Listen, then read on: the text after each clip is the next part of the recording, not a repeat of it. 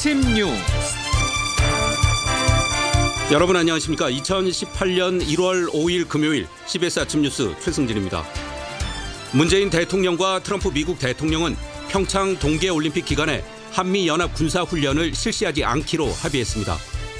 트럼프 대통령은 평창올림픽 기간에 가족을 포함한 고위 대표단을 파견하겠다고 재확인했습니다. 박근혜 전 대통령이 이재만 전 비서관을 비롯한 문고리 측근들에게 용돈으로만 10억 원을 준 것으로 드러났습니다. 이명박 전 대통령이 실소유주란 의혹을 받는 다스에 대해 검찰과 국세청이 전방위 조사를 벌이고 있습니다. 고증에 실패했다는 논란에 휩싸인 광화문 현판이 새롭게 제작됩니다. 현재 흰색 바탕에 검은색 글씨로 돼 있는 형체가 바뀔 전망입니다. 소환인 오늘 추위가 누그러졌습니다. 오늘 오전까지 제주와 남해안은 비나 눈이 오겠습니다. 이상은 이 시간 주요 뉴스입니다. 누구나 스마트 오피스를 누린다. 최적의 설계, 디자인, IoT 혜택. 4차 산업시대 융복합 사무가구. 대한민국 사무가구의 미래. 옥반 양파즙으로 우리 몸을 깨끗하게, 옥반 양배추즙으로 우리 속을 편하게, 아로니아즙, 석류즙, 마늘즙, 헛개즙, 자몽즙까지. 옥반 제품은 첨가물이 없고 진합니다. 그래서 몸에 좋습니다. 식품은 생명이다. 옥반식품. 검색창에 옥반식품 1577-3150. 광고합시다. PDB 단열 보강제, PDB 자동문, PDB 폴딩도어, PDB 쉐이퍼 도어. 아, 상가 점포 아파트 병원 인테리어 공사할 때 PDB 단열 보강제를 사용하는구나. 태양자동문은 휴대폰으로 자동문 잠금 장치를 할 수 있어요. 특허 제품 태양 자동문. 광고 끝. 3, 2, 1, 오픈. 2018년 1월 내가 꿈꾸던 인생이 열린다.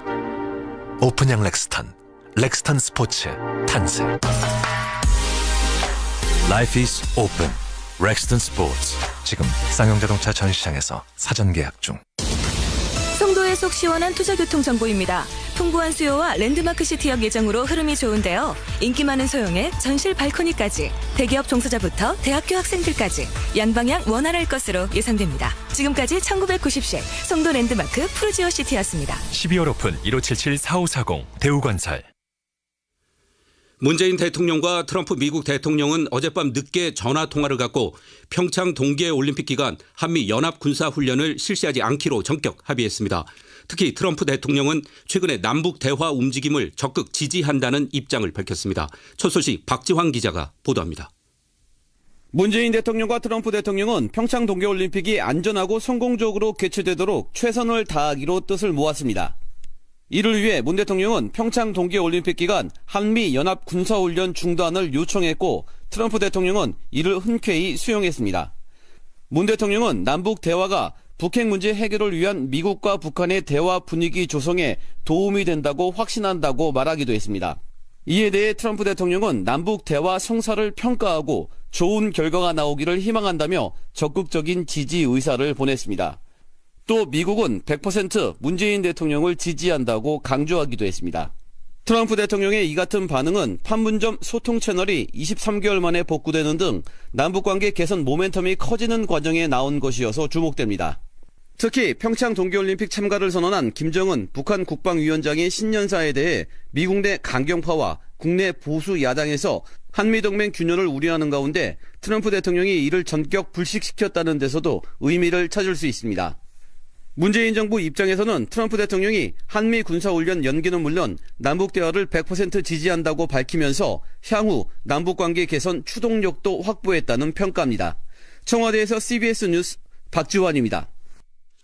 백악관도 공식 발표 자료를 통해서 문재인 대통령과 트럼프 대통령이 평창 올림픽과 한미연합훈련이 중복되지 않도록 하는 데 합의했다고 밝혔습니다. 트럼프 대통령은 특히 평창 올림픽 기간에 가족을 포함한 고위 대표단을 파견하겠다고 재확인했습니다. 그러나 양국 정상은 훈련 연기 결정과는 별도로 북한에 대한 최대한의 압박 정책은 계속 이어나가기로 했습니다. 우리나라와 중국은 오늘 서울 외교부 청사에서 북핵 육자회담 수석 대표 협의를 갖고 김정은 북한 노동당 위원장의 신년사 발표 이후 대응 방안을 논의합니다. 이번 협의는 평창 동계올림픽 참가 용의 등을 밝힌 김정은 위원장의 신년사 발표 이후 첫 북핵 육자회담 수석 대표 간 대면 협의로 북핵 관련 대화 재개 방안이 의제에 포함될 것으로 전망됩니다. 국정원 특수활동비를 박근혜 전 대통령이 쌈짓돈처럼 쓴 사실이 검찰 수사로 드러났습니다. 의상비, 기치료, 차명폰 요금 등에 쓰거나 문고리 측근들에게 용돈으로만 10억 원을 줬습니다. 최인수 기자입니다. 박근혜 전 대통령의 뇌물과 국고 손실 혐의에 적용된 국정원 특수활동비 상납액은 모두 36억 5천만 원. 이 가운데 33억 원은 측근인 이재만 전 비서관이 청와대 금고에서 관리했습니다. 33억 원 중 15억 원은 박 전 대통령이 최순실 씨 등과 사용한 차명폰 요금과 삼성동 사저 관리비, 기치료와 운동치료 비용, 측근 3인방 용돈으로 쓰였다고 검찰이 결론 내렸습니다. 차명폰 51대의 요금과 사저 보일러 기름값만 각각 1,200~1,300만 원에 달합니다. 박 전 대통령은 측근 3인방에게 매달 수백만 원씩을 명절이나 휴가 때는 1,000에서 2천만 원씩 줬습니다. 10억 원에 달합니다. 이 돈 일부는 최순실 씨도 정확하게 알고 있었다는 게 압수된 자필 메모에서 확인됐습니다. 검찰은 최순실 씨가 국정원 상납금 관리와 사용에 관여했다고 판단했습니다. 33억 원 중 나머지 18억 원은 쇼핑백에 담아 박 전 대통령에게 매달 현금 뭉치로 전달됐습니다. 돈이 전달될 때 청와대 관저에는 최순실 씨도 함께 있었습니다. 검찰은 의상실 운영비의 일부가 쓰인 것으로 보고 있습니다. 국정원 특수활동비가 박 전 대통령 쌈짓돈이었던 셈인데 박 전 대통령이 구치소 방문 조사도 거부하면서 추가 사용처는 확인되지 않은 상태입니다. CBS 뉴스 최인수입니다. 국세청이 이명박 전 대통령의 실소유 기업이라는 의혹을 받는 다스 경주 본사에 대해서 특별 세무조사에 착수했습니다. 서울지방국세청은 어제 조사원 40여 명을 다스 본사에 보내 회계장부와 컴퓨터 파일을 확보했습니다. 국세청은 다스의 세금 탈루, 차명 계좌 관리 혐의 등을 집중적으로 살펴본 것으로 전해졌습니다. 경복궁의 정문이자 서울의 상징과 같은 광화문이 4년 전에 내걸린 불량 현판을 떼어내고 새 얼굴로 재탄생합니다. 송영훈 기자의 보도입니다. 경복궁의 정문인 광화문은 한국전쟁 당시 파괴됐으나 지난 1968년 박정희 전 대통령의 지시로 다시 세워졌습니다. 박 전 대통령은 자신의 친필로 한글 현판을 달았으나 이후 2010년 8월 15일 광화문 현판은 한자로 다시 제작돼 현재까지 이어지고 있습니다. 하지만 현재의 현판은 걸린 지 석 달 만에 균열이 생기더니 결국 갈라졌습니다. 특히 흰색 바탕에 검은색 글씨가 잘못됐다는 지적이 이어지며 고증에 실패했다는 논란에 휩싸였습니다. 실제로 지난 2016년 미국 스미스소니언 박물관에서 흰색 바탕이 아닌 검은 바탕에 전혀 다른 모습의 현판 사진이 발견됐고 조선시대 그림들에서도 검은 바탕의 현판이 발견되면서 문화재청이 재고증에 들어갔던 상황입니다. 지난해부터 중앙대학교와 함께 연구 영역에 들어갔던 문화재청은 지난달 26일 연구를 마치고 올해 하반기 교체에 들어간다고 밝혔습니다. 광화문 현판 색상 전문위원회 해서 그 끝나면 결과를 공개하는 걸 이제 개최를 하고 그 내용에 대해서 하려고 합니다. 계획은 그렇게 잡고 있습니다. 한편 광화문 현판의 오류를 제기했던 시민단체 문화재 제자리 찾기는 어제 청원을 통해 나라의 상징과 같은 광화문 현판을 8월 15일에 교체해달라고 요구했습니다. 실제 지난 2010년 현판 교체 당시에도 광화문이 가지는 상징성을 고려해 국경일인 광복절 당일 대통령이 참여한 가운데 현판 교체가 이뤄졌습니다.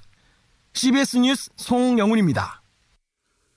전국 최대 닭 산지 중 한 곳인 경기도 포천에서 이번 겨울 들어 수도권에서는 처음으로 조류 인플루엔자가 발생해 확산 우려를 낳고 있습니다.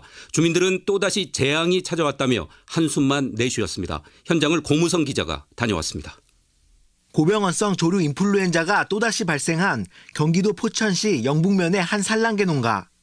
안내문이 걸린 바리케이트가 출입구를 막고 방역 담당 공무원이 외부인의 출입을 철저히 통제하고 있었습니다. 출입구를 넘어 축사에서는 집게차가 살처분된 닭들을 트럭에 옮겨 싣고 있었으며 농가 한편 공터에서는 닭 수만 마리가 수북히 쌓였습니다. 지난 3일 조류 인플루엔자 의심 신고가 접수된 해당 농가는 정밀조사 결과 고병원성 H5N6형 AI로 최종 확진 판정을 받았습니다.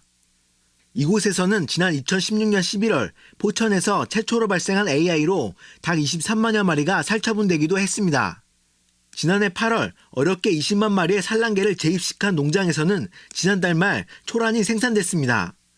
주민들은 농장주가 직접 계란을 나누어주며 기쁜 마음을 감추지 못했는데 불과 5개월여 만에 또다시 재앙이 찾아왔다며 안타까워했습니다. 이쪽에도 다 들어온 지 한 이틀밖에 안 됐다는데 그쪽도 지금 다 묻어야 된다는 소리 있으니까. 초란 이제 시작하는 건데 다들 힘들어하시는 것 같아요. 겨울만 되면 인근 강포저수지로 몰려드는 철새들에 의해 AI에 감염된 것 같다고 주민들은 입을 모았습니다. 비둘기서부터 오리서부터 너무 저수지가 또 있잖아요. 한 300m 부분밖에 안 됩니다. 1년 전 발생한 AI로 닭 170만 마리를 전량 살처분했던 영북면은 지난해 겨울 사태가 재현되는 것 아닌지 우려하고 있습니다. CBS 뉴스 고무성입니다. 파리 바게트 직접 고용 논의에서도 그리고 인천공항 정규직화에서도 자회사 설립 방안이 약방의 감초처럼 나옵니다. 자회사 고용 방안은 적은 예산으로도 직접 고용 전환이 가능하지만 자칫 새로운 차별을 부를 수 있다는 지적도 나오고 있습니다. 김민재 기자가 보도합니다. 고병원성 조류 불법 파견했던 제빵기사들의 본사 직접 고용을 거부하고 합작사 방안을 고수하던 파리바게뜨가 자회사 설립 카드를 들고 나왔습니다. 어제 열린 2차 노사 간담회에서 파리바게뜨 본사가 자회사를 통해 제빵기사들을 고용하겠다고 제안한 겁니다. 앞서 공공부문 정규직화 정책의 시금석이 될 인천공항에서도 비정규직 노동자 중 70% 이상을 자회사를 통해 고용하기로 한 바 있습니다. 이처럼 민간과 공공을 막론하고 자회사를 통한 고용이 마치 직접 고용 전환 방식의 모범으로 자리 잡는 모양새입니다. 이는 이미 지난해 정부가 공공부문 정규직화 가이드라인에서 자회사 고용을 정규직 전환의 한 형태로 인정해주면서 예견됐던 일이기도 합니다. 하지만 자회사 고용 방식에선 고용주와 사용주가 나뉘어졌기 때문에 자회사 노동 조건을 놓고 책임 떠넘기기 논란이 자주 빚어졌습니다. 또 노동 조건에서 차별 대우하는 경우도 많아 자칫 간접 고용 비정규직의 하위 범주에 그칠 수 있다는 우려도 나옵니다. 한국비정규노동센터 이남신 소장입니다. 좋은 자회사 모델이 모색될 수는 있다. 그렇지만 자회사 전환 방식은 차선이고 직접 고용 정규직화가 최선입니다. 자회사 전환 방식이 당연한 것처럼 논의가 되면서 늘어난다면 그것은 오히려 정규직화의 근본 취지를 훼손할 수 있습니다. 따라서 정부가 자회사 고용 방식 요건을 더 엄격히 제한하는 한편 노동 조건에 차별이 없도록 전환 과정에서 노사 간 충분한 합의가 동반돼야 한다는 지적입니다. CBS 뉴스 김민재입니다. CBS는 전국 주요 지역의 지방선거 판세를 분석하는 연속 보도를 준비했습니다. 오늘은 네 번째 순서로 조혜령 기자가 호남의 주도권을 둘러싼 각 당의 치열한 경쟁 구도를 취재했습니다. 호남 지역 후보 적합도에서 민주당은 국민의당 후보들을 모두 2배 차이로 따돌리고 1위를 기록했습니다. 민주당은 이번에야말로 광주시장과 전남도지사, 전북도지사 등 호남 3곳의 광역단체장을 가져오겠다는 생각입니다. 광주시장은 이용섭 일자리위원회 부위원장과 강기정 전 의원, 양양자 지역위원장이 도전장을 내밀 예정이고 전남지사는 민주당의 이계호 의원, 전북지사는 민주당 소속 송하진 현 지사가 압도적인 우위를 보이고 있습니다. 국민의당에서는 김동철 원내대표와 박주선, 장병환 의원이 광주시장 후보로 거론되고는 있지만 통합 내용 탓에 지방선거에는 본격적으로 뛰어들지 못하는 형편입니다. 국민의당 전남지사 후보로는 박지원, 주승용 의원 등이 거론되고 있습니다. 특히 박 의원이 국민의당 안철수 대표를 적극 견제하면서 문재인 정부의 국정 운영에 협조하는 모양새여서 전남 유권자들의 선택이 주목됩니다. 안철수 대표의 통합에 맞선 호남 의원 중심의 개혁신당이 다음 달 창당할 경우 민주당과 국민의당, 개혁신당 3파전 속에서 호남 9의 경쟁은 더욱 치열해질 전망입니다. 반면 바른정당과 통합을 추진 중인 국민의당은 호남 지역에 후보를 낼 예정이지만 조직 기반이 거의 남아있지 않아 인물난이 예상됩니다. 호남 3파전 구도는 우위를 달리고 있는 민주당에 더욱 유리하게 작용할 거라는 게 전문가들의 분석입니다. 윤희용 오피니언 라이브 여론 분석 센터장입니다. 안철수를 중심으로 한 분산될 가능성이 있다는 점에서 민주당이 여당에 대한 이제 표 잠식 효과보다는 서로 간의 분산 효과가 더 클 가능성이 높아 보인다. CBS 뉴스 조혜령입니다. 원달러 환율이 달러당 1,060원 선까지 떨어진 가운데 원화 강세 현상이 계속될 것으로 보여서 올해 우리 경제에 발목을 잡을 것으로 우려됩니다. 김재덕 기자입니다. 어제 서울 외환시장에서 원달러 환율은 그제보다 2.3원 하락한 1,062.2원의 거래를 마감했습니다. 급격한 환율 하락세에 김동연 경제부총리와 이주열 한국은행 총재까지 경고를 하고 나섰지만 오전에 잠시 올랐던 환율은 오후 들어 하락 반전했습니다. 지난 2일에는 1061.2원까지 떨어져 3년 2개월 만에 최저치를 기록했습니다. 원화가 강세를 보이고 있는 것은 달러화 약세와 국내 경기 회복세, 북한 리스크 완화 등에 따른 복합적인 결과입니다. 원화 강세가 이어지면 가장 타격을 받는 곳은 환율 위험에 대비하지 않은 중소수출업체들입니다. 이론적으로는 수입 물가 하락으로 내수 진작에 도움이 돼야 하지만 최근의 급격한 환율 하락은 내수 회복에도 별 도움이 되지 않는다는 게 전문가들의 지적입니다. 연세대 경제학부 성태윤 교수입니다.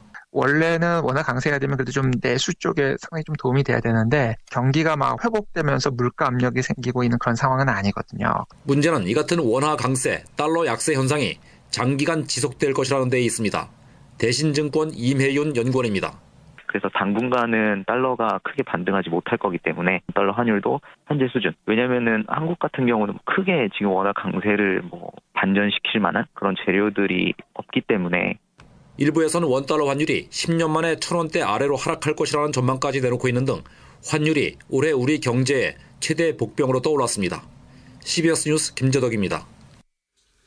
삼성전자가 24년 만에 처음으로 인텔을 제치고 세계 최대 반도체 메이커 자리를 차지했다고 AFP 통신이 시장 조사 업체를 인용해 보도했습니다. IT 시장 조사 기업 가트너는 삼성전자가 인텔이 1992년 이래 독점해온 반도체 시장 점유율 1위 자리를 차지했다고 밝혔습니다. 다음은 간추린 소식을 정민아 아나운서가 전해드립니다. 파리바게뜨 본사가 한국노총과 민주노총 계열 제빵사 노조와 고용 형태를 놓고 협상을 벌이고 있는 가운데 다른 제빵사들이 별도의 제3노조를 결성했습니다. 새로운 노조는 3자 합작법인 해피파트너즈의 단위 노조로 직접 고용을 주장하는 양대 노총과는 달리 독자적인 노선을 겪겠다는 입장입니다. 서울 강남의 한 아파트 단지 입주자 대표회의가 최저임금 인상을 며칠 앞두고 경비원 전원의 해고를 통보해 논란이 일고 있습니다. 압구정동 구 현대아파트 입주자 대표회의는 지난달 28일 경비원 94명 전원에게 1월 31일부로 해고하겠다는 내용이 담긴 해고 예고 통지서를 전달했습니다. 입주자 대표회의 측은 경영상의 이유로 내린 결정이라며 경비원을 용역업체를 통해 고용하는 것으로 전환한 뒤 해고된 경비원들의 재고용을 추진하겠다고 전했습니다. 대학원 지도교수가 외국인 유학생에게 자신의 골프 비용을 대신 내게 하는 등 학생들을 부당하게 대우했다는 주장이 제기돼 학교가 진상조사에 나섰습니다.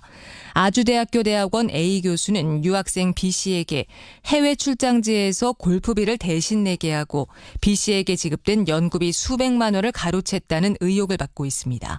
아주대 측은 진상조사위원회를 꾸려 A 교수에게 제기된 의혹이 사실인지 조사하고 있습니다.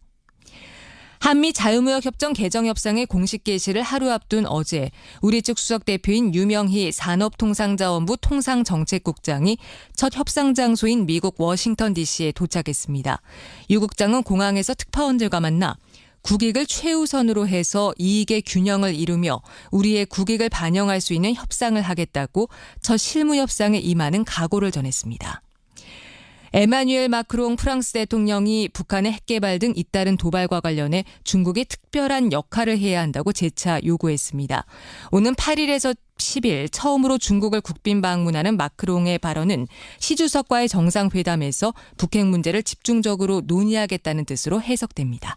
지금까지 간추린 소식이었습니다. 다음은 날씨 알아보겠습니다. 기상청에 나가 있는 이수경 리포터 전해주십시오. 네, 절기상 소환인 오늘 강추위가 다소 누그러진 모습인데요. 서울 지역의 경우는 어제보다 3도가량 높은 영하 5도 안팎의 기온입니다. 그 밖의 지역도 어제보다 기온이 높아서 춘천은 영하 8도, 광주 영하 1도, 부산은 영상 2도를 나타내고 있는데요. 다만 기온이 낮은 강원도 북부 지역은 여전히 한파특보가 발효 중에 있고 오늘 낮 기온 역시 어제보다 오르면서 모두 영상의 기온이 예상됩니다. 서울과 수원, 원주의 낮 기온이 대전이 2도, 전주 3도, 속초와 대구 6도, 부산은 9도까지 오를 것으로 보이는데요. 주말까지도 강한 추위 소식은 없는 가운데 예년과 비슷하거나 약간 더 높은 기온이 이어질 것으로 예상됩니다. 오늘 구름이 다소 많은 날씨를 보이겠고 아침까지 제주도와 일부 경남 해안 지역은 5mm 미만의 비나 약간의 눈이 지나는 곳이 있겠는데요. 건조한 날씨가 이어지면서 현재 서울과 경기 일부, 동해안을 비롯한 동쪽 지역을 중심으로 건조특보가 내려져 있습니다. 모레 오후에 제주도에 비가 내리기 시작해 밤에는 남부지방으로 확대가 되겠고 다음 주 월요일에는 전국적으로 눈비 소식이 있는 상태입니다. 날씨였습니다.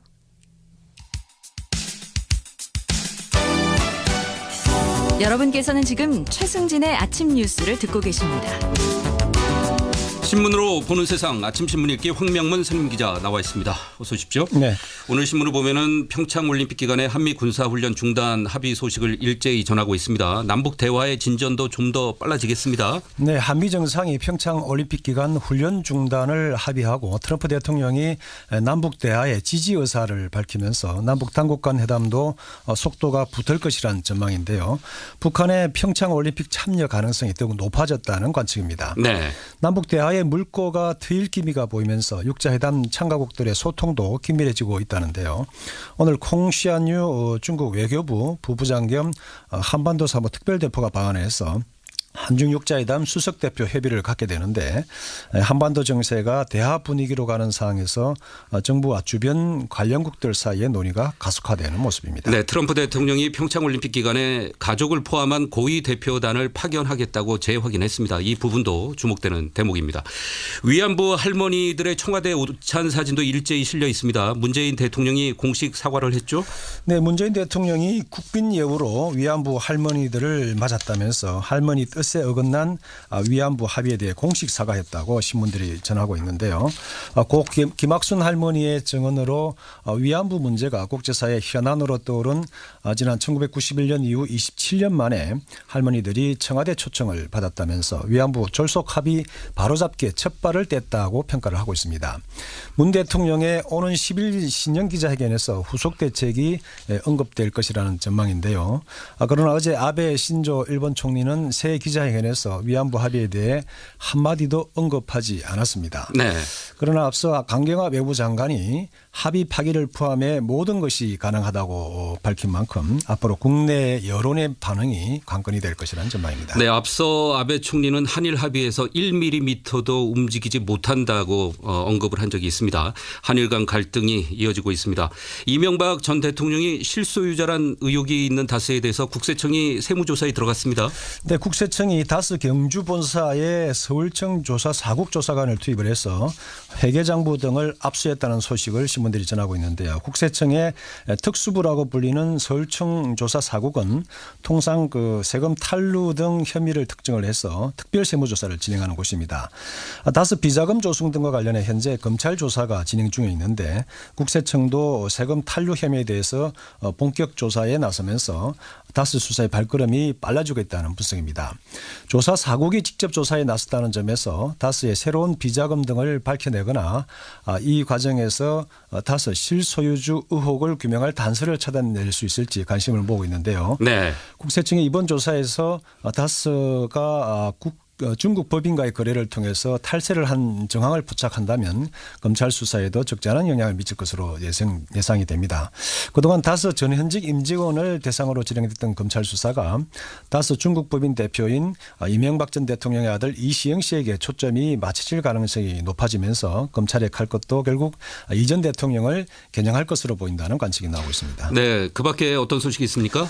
네, 우리나라 최고의 역사서인 삼국 사기와 삼국 유사가 보물에서 국보로 승격되고 또 신윤복의 미인도가 보물로 승격된다는 소식인데요. 이번에 국보로 승격되는 삼국사기는 모두 50권 9책에 완질본 2권으로 조선 중기 인출본이고 상유육사 1권도 조선 초기 판본으로 빠진 장이 없는 완전한 인출본입니다. 또 이와 함께 단음 김홍도의 마상 청행도 등 풍습과 세점 등 8건도 보물로 지정이 예고가 됐는데 앞으로 한 달간 각계 의견을 검토한 뒤 국보나 보물로 최종 확정될 예정입니다. 네, 지금까지 황명문 기자였습니다. 다음은 공항 소식 알아보겠습니다. 김은주 씨가 전해드립니다. 네, 금요일 아침 하늘길 기온은 떨어져 이곳 김포공항은 영하 6도를 가리키고 있지만 전국 지방공항들 맑은 가운데 시정도 10km 이상으로 좋은 상태여서 김포공항에서 운항하는 국내 노선들 정상 운항 중입니다. 제주행 첫편이 6시 11분에 이륙한 것을 시작으로 이후편들도 제 시간에 수속을 하고 있습니다. 좌석 상황은 제주행 잔여 좌석이 많이 남아있고 모바일에서는 시간대별로 크게는 50%까지 할인 판매도 하고 있습니다. 그 외 부산과 광주, 울산을 포함한 국내 노선들도 여유 있어 공항에 나오시는 대로 구하실 수 있겠습니다. 제주항공은 한일 정기 노선을 개설하는 8번째 도시로 6일부터 인천 가고시마 노선에 주 3회 운항한다고 합니다. 비행시간은 약 1시간 30분이라고 하니까 참고하시기 바랍니다. 지금까지 김포공항에서 전해드렸습니다. 제주항공에서 보내드린 공항 소식이었습니다. 현재 흰 바탕에 검은색 글씨인 광화문 현판의 형체가 바뀔 것으로 보입니다. 고증을 제대로 하지 않은 결과입니다. 박정희 전 대통령의 현충사 친필 현판 교체 논란을 저희가 몇 차례 보도해 드린 적이 있죠. 곳곳에서 현판이 말썽입니다. 경복궁의 정문이고 서울의 상징이라고 할 수 있는 광화문은 외국인도 많이 찾는 곳인데요. 현판 교체는 뒤늦은 감은 있지만 다행스러운 일입니다. 뉴스로 마치겠습니다. 지금까지 뉴스 제작 구병수, 유동군, 고무성 기자, 기술 최동철, 진행의 최승진이었습니다.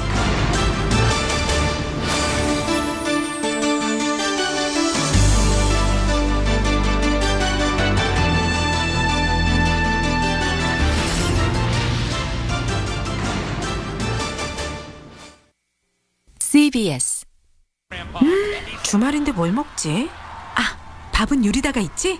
맛집에서 먹던 맛 그대로 간편하게 하림 밥은 요리다. 자, 골라들 보세요. 여보, 난 춘천식 닭갈비 볶음밥. 엄마, 난 안동식 찜닭 볶음밥. 하림이 만들면 밥도 요리가 된다. 밥은 요리다. 안녕하세요. CBS 아나운서 김윤주입니다. 2018년 무술년이 밝았습니다. 새해는 늘 새로운 꿈과 희망을 갖게 하죠.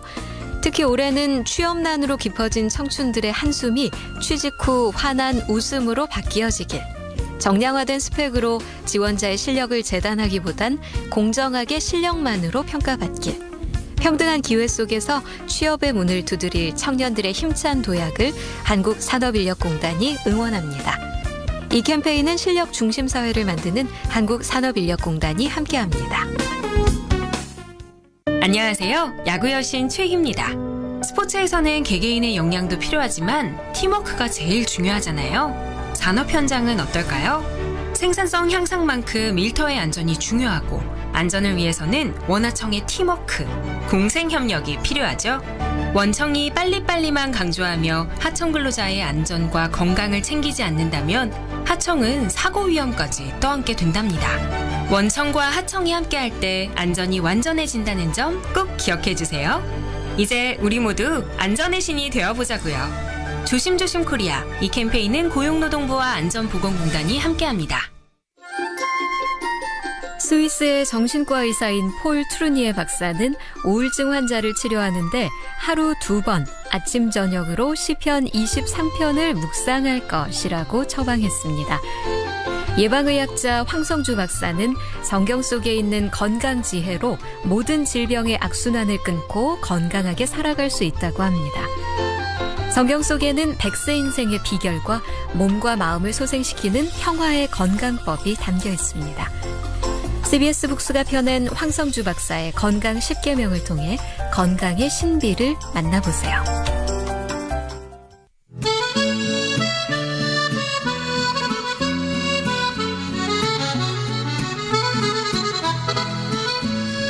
그러한 느림은 사진의 느림이기도 하다. 비행기, 자동차, 열차가 지구의 어느 한 지점에서 다른 지점까지 아무리 재빨리 데려다 준대도 현장에서는 사진을 찍는 그 순간만큼은 느긋하니 시간을 들여야 한다. 인간, 동물, 삶의 속도에 자신이 맞춰가야 한다. 우리 세상이 오늘날 아무리 빨리 돌아가도 삶 자체는 그러한 척도에 매여 있지 않다. 사진을 찍으려면 삶을 존중해야 한다. 사진의 거장 세바스티앙 살가두의 책 세바스티앙 살가두 나의 땅에서 온 지구로 가운데 전해드렸습니다.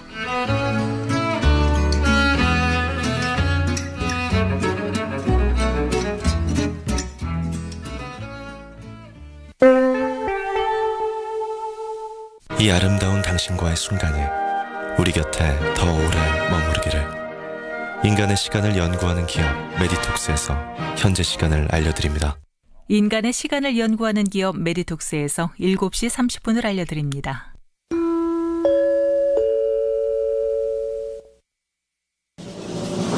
김현정의 뉴스 쇼.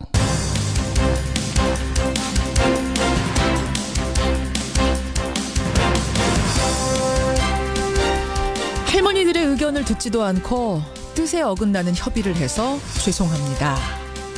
문재인 대통령이 어제 청와대로 위안부 피해자 할머님들을 초대했죠. 오찬을 함께하면서 건넨 말입니다. 애청자 여러분 안녕하십니까? 국가가 국민을 대신해서 합의에 나섰는데 국민, 특히 피해자들의 뜻을 반영하지 못한 건 진실과 정의의 원칙에 어긋납니다. 물론 그것을 시인하기란 생각보다 쉽지 않습니다. 왜냐? 말을 해놨으면 뒷수습을 해야 하니까요. 하지만 옷을 제대로 입으려면 잘못 끼운 단추 빼서 다시 제대로 끼워야 합니다.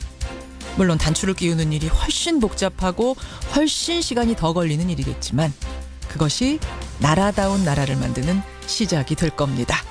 금요일 아침 김현정의 뉴스쇼 출발하죠.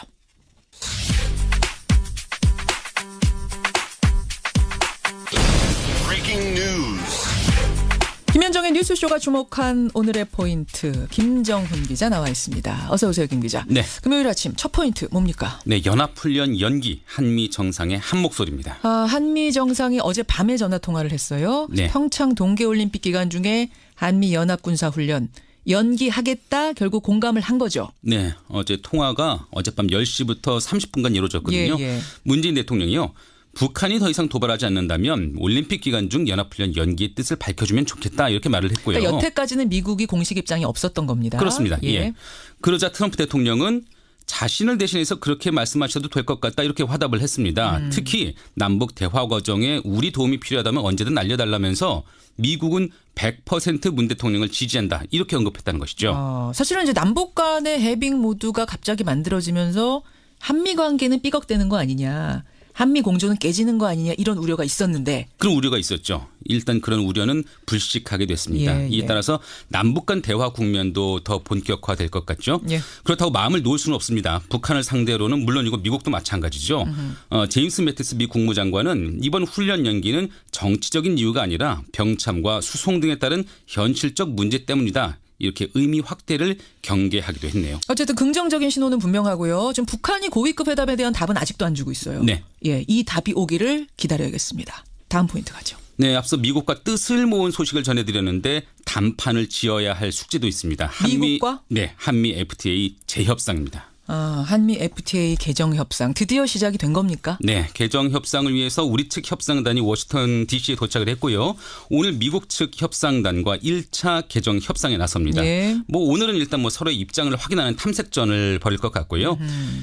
미국은 자동차 분야 비관세 장벽 해소 또 농축산물 개방을 요구할 것을 보이는데 우리 역시 상응한 요구를 관철해 나가면서 지킬 것은 지킨다는 방침입니다. 예. 한미 양국은요 지난해 10월 한미 FTA 공동위원회 특별회기에서 FTA 개정 필요성에 공감을 하면서 이번 재협상 절차가 시작된 것이거든요. 그렇죠. 앞으로 만만치 않은 기싸움이 예상됩니다. 마지막 포인트 고준희 양 사건 짧게 보고 갈까요? 네, 미궁 속의 검찰로 넘겨지게 됐습니다. 검찰로? 네. 경찰이 고준희 양의 친아버지 그리고 내연녀와 그 어머니를 검찰에 넘기는데 아버지와 내연녀에게는 아동학대 치사 등의 혐의를 적용할 방침이네요. 아버지 고 씨는 경찰 조사에서 딸의 발목을 마구 밟아서 걸음이 어려울 정도로 상처를 입힌 점 그런 점들을 시인했거든요. 이후 준희 양이 숨지자 내연녀 어머니와 함께 딸의 시신을 유기했다는 것인데 살해 혐의는 여전히 부인하고 있어요. 그러니까 살인 혐의로 넘기느냐 학대 치사로 넘기느냐 이게 살짝 고민이었던 걸로 아는데 결국은 학대 치사로 넘기는군요. 네, 어제 현장 검증에서도 때리긴 했지만 죽이진 않았다 거듭 부인을 했는데 결국 사건의 전모는 검찰 수사를 통해서 밝혀져야 되게 됐습니다. 그러네요. 한편 어제 사건을 일으켰던 내연녀 이모 씨는 어제 건강상의 이유로 어제 현장 검증에 나오지도 않았네요. 여기까지 오늘의 포인트. 김정훈 기자 수고하셨습니다. 네. 국민의당 지키기 운동본부 의원 11명은 개혁신당을 추진하기로 뜻을 모았습니다. 같이 갈 수도 없고 같이 갈 필요도 없는 상황이 와 개혁신당 추진을 검토해야 된다는 거죠. 하지만 안 대표 측이 전대를 강행하려는 움직임을 보이고 있는 데다 국민의당 분당 파열음은 더욱 커질 전망입니다. 같이 갈 수도 없고 같이 가야 할 필요성도 못 느낀다. 조금 전에 들으셨죠? 그 발언. 국민의당 결국 두 개의 당으로 쪼개지는 걸까요? 그제였죠. 통합파가 바른정당과의 통합 실무를 논의하는 협의체를 출범시켰습니다. 이른바 통추위.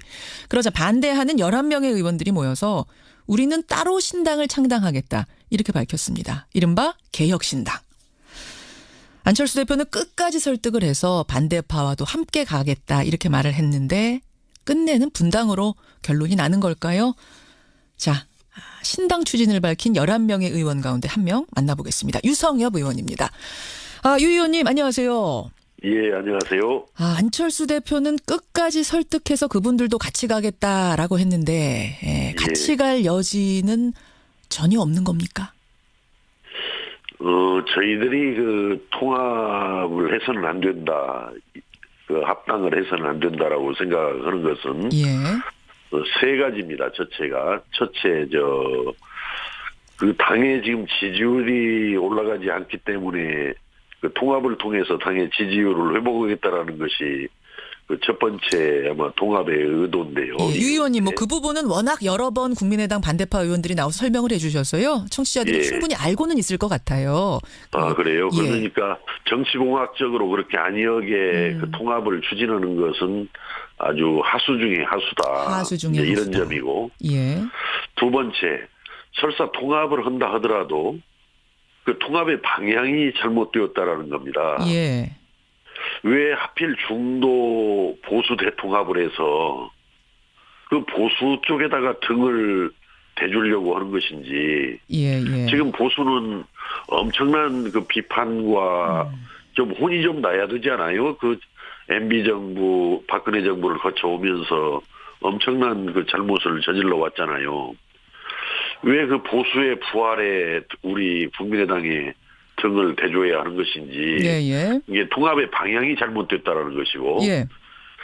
세 번째는 그 통합을 추진하는 그런 절차나 방식이 아주 잘못된 겁니다. 자, 그러면 같이 갈 여지는 이제 그런 것들 종합해 봤을 때 제로, 전혀 없습니까? 그래서 통합을 해서는 안 된다, 합당을 해서는 안 된다라는 입장에서는 결코 같이 갈 수 없다. 같이 갈 수 없다. 그것은 분명합니다. 그럼 같이 안 가면 어떻게 할 것인가? 저는 사실 이 부분이 제일 궁금했어요. 저는 그렇게 이제 같이 가기 위해서 그 합당을 위해서는 이제 전당대회에서 의결이 돼야 되지 않겠어요?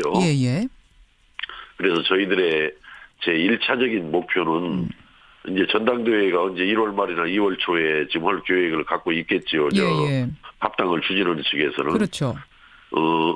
그 전당대회에서의 합당 의결을 저지하고 무산시켜서 그 잘못된 통합을 그 무산시키는 겁니다. 저희들의 목표는. 그게 이제 1차 목표였잖아요. 저는 그래서 그렇게 알고 있었는데 지금 그게 아니라 나가서 창당하는 방법, 다른 방법을 지금 다시 떠올리셨단 말입니다. 그런데 이제 그것이 이제 통합 합당을 추진하는 측이 연체 지금 막무가내로 추진을 하고 있거든요. 막 밀어붙이니까. 지난번에 전당원 투표 그 선관위원들 구성하는 거 보십시오. 전체가 100%를 그 친한파 통합을 찬성하는 측으로 구성을 했단 말이죠. 우리 대한민국의 정치 역사상, 정당 역사상 그렇게 무지막 지역에 그 일방으로 이렇게 구성한 경우는 없었습니다. 그 정도다. 그래서 그 정도로 일방적이다. 거기에서 보듯이 온갖 지금 잔꾀를 뭐 다 내고 있잖아요. 지금 현재 전당대회를 돌파해 보겠다라고. 그래서 뭐 저희들이 전당대회에서의 어떤 합당을 저지시키는 데까지는 최선을 다해서 저지시키려고 하지만은 하도 무지막 지역의 모든 절차와 그 상식적인 원칙을 어겨가면서까지 그 나오는 분들이기 때문에 최악의 경우 그렇게 만약에 합당이 해서는 안 될 합당이 의결됐을 때를 대비해서 우리는 결코 동의할 수 없기 때문에 그 합당의 길에 그것을 저지할 수 있는 또 어떤 예비적인 카드를 미리 구상을 해보는 것입니다. 미리 구상을. 합의 이혼이라는 표현들을 지금 많이 써요. 무슨 말이냐면 지금 말씀하셨다시피 어차피 전당대회를 저지한다고 저지해봤자 다른 방법으로 전당대회를 치를 가능성이 지금 상당히 높고 그게 아니라면 안 대표가 나가서 통합을 하는 방법도 또 있습니다. 그러면 이제 남은 의원들끼리 국민의당이란 이름으로 선거 치러야 되는데 그래봤자 효과는 떨어질 게 분명하고 상처가 워낙 많이 났기 때문에 당이. 그래서 차라리 그러나 골이 간다라고 그래서 무슨 지방선거에서 성과가 난다. 그 말씀 이제 설명하셨고요. 그래서 차라리 우리가 나가서 따로 신당을 꾸릴 테니 전당대회 치르시오. 대신 나가려고 하는 비례의원들을 제명시켜달라. 그분들 그래야 의원직 유지할 수 있으니까 출당시켜달라. 이걸 이제 이른바 합의 이혼이라고 표현을 하더군요. 이렇게 정리를 할 수 있겠습니까?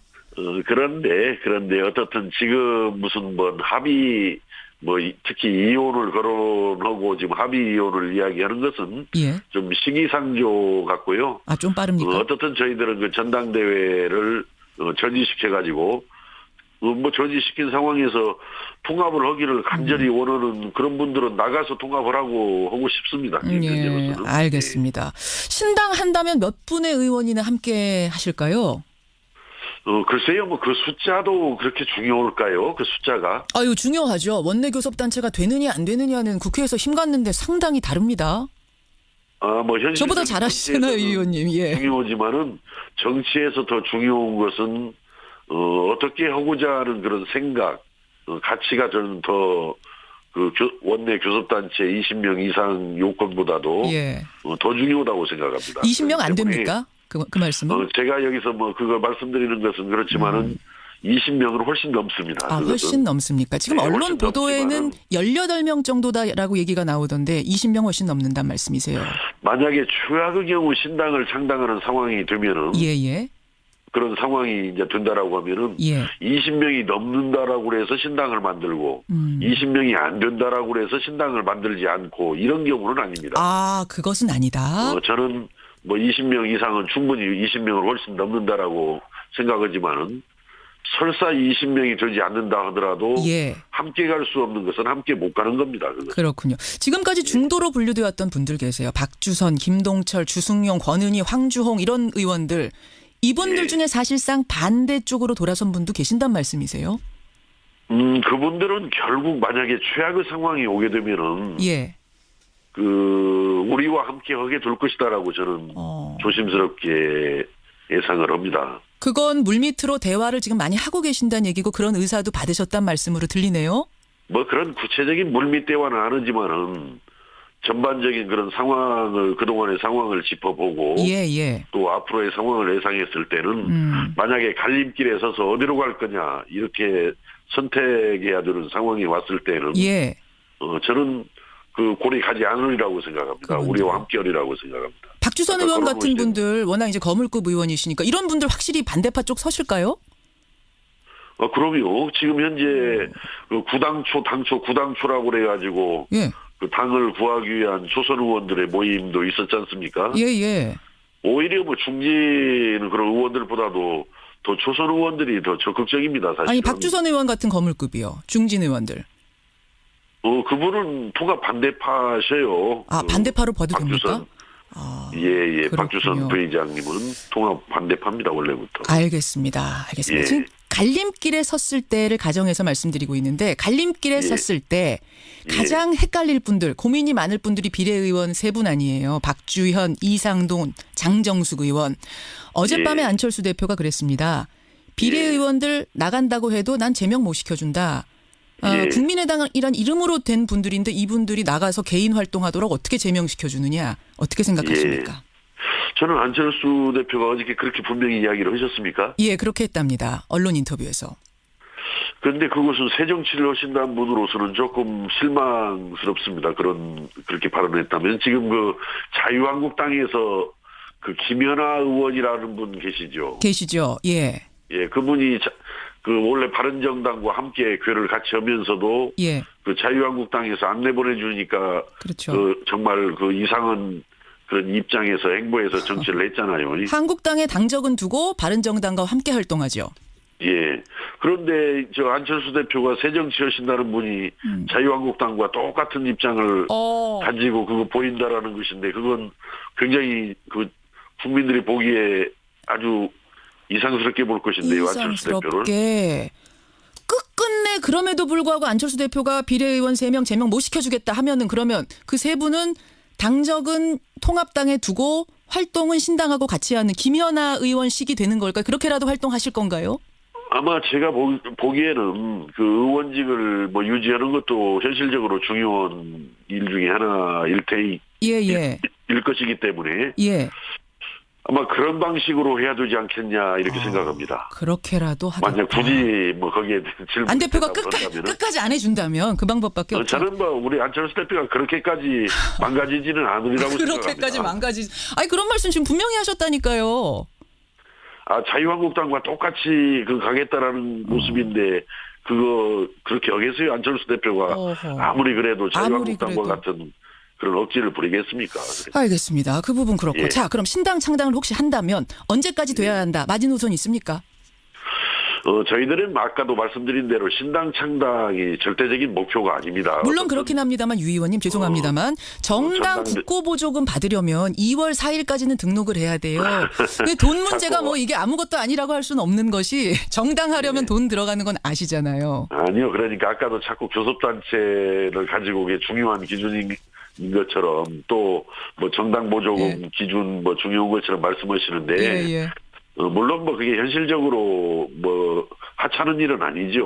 그러나 그런 것에 매여 가지고 무슨 일정을 검토한다든지 뭐 신당 창당을 해야 될 때 창당을 못 온다라든지 뭐 이런 건 아닙니다. 그렇기 때문에 그런 것은 하나의 중요한 참고사항일 뿐이지 결정적인 그 요소는 아니다. 알겠습니다. 여기까지 오늘 말씀 듣죠. 고맙습니다. 감사합니다. 국민의당 유성엽 의원이었습니다.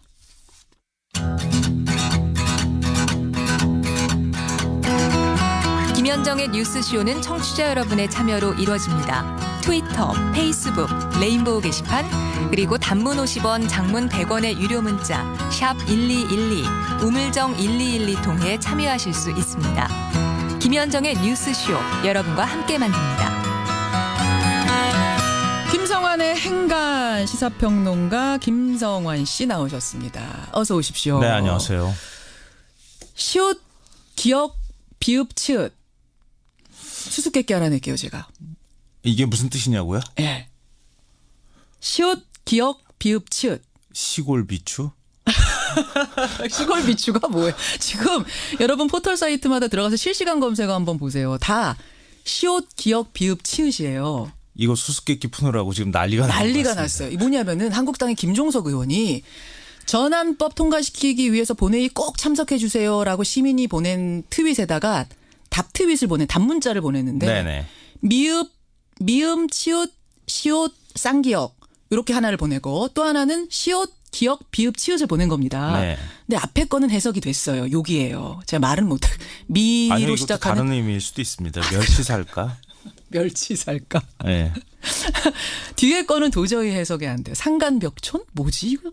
수수께끼. 본인이 얘기해 주면 제일 좋겠죠. 야, 참 국회의원님들 바쁘신데 이렇게 수수께끼까지 내면서 국민들을 즐겁게 해주시고. 아니 그 김종석 의원은 그 초등학생이 우리은행에서 주최했던 그 미술상 받았잖아요. 그것도 그 종북이라고 얘기했던 의원이잖아요. 그거하고 수수께끼하고 무슨 상관이에요? 아니요. 그랬는데 또 이번 가지고 또 논란이 됐다는 얘기죠. 아유, 하여튼 그것 때문에 떠들썩한 아침인데 행간에선 그 얘기는 아니고요. 뭐 가지고 오셨어요? 이 국정원 특수활동비 상납 의혹을 수사하던 검찰이 어제 사용 내역을 발표를 했죠. 안보에 쓰라고 배정한 국민 세금을 박근혜 전 대통령이 문고리 3인방 용돈, 기치료, 주사비 등등에 사용을 했다. 뭐 이런 사실이 드러났는데요. 이 국정원 자금을 주사비에 쓴 대통령. 이 뉴스의 행간을 좀 살펴볼까 합니다. 5만 원권 현금 따발로 받은 돈이기 때문에 이거 사용처 밝히기 되게 어려울 거다 이렇게 예상을 했었는데 비교적 상세하게 나왔더군요. 저는 이번에 사용 내역 공개가 된 걸 보면서 우리나라 검찰이 다른 사건도 이렇게 수사하면 얼마나 좋을까 이런 생각을 했어요. 그러니까 우리나라 검찰의 수사 능력에 새삼 좀 놀랐다 이런 말씀을 드리고 싶은데요. 잘했다는 얘기예요.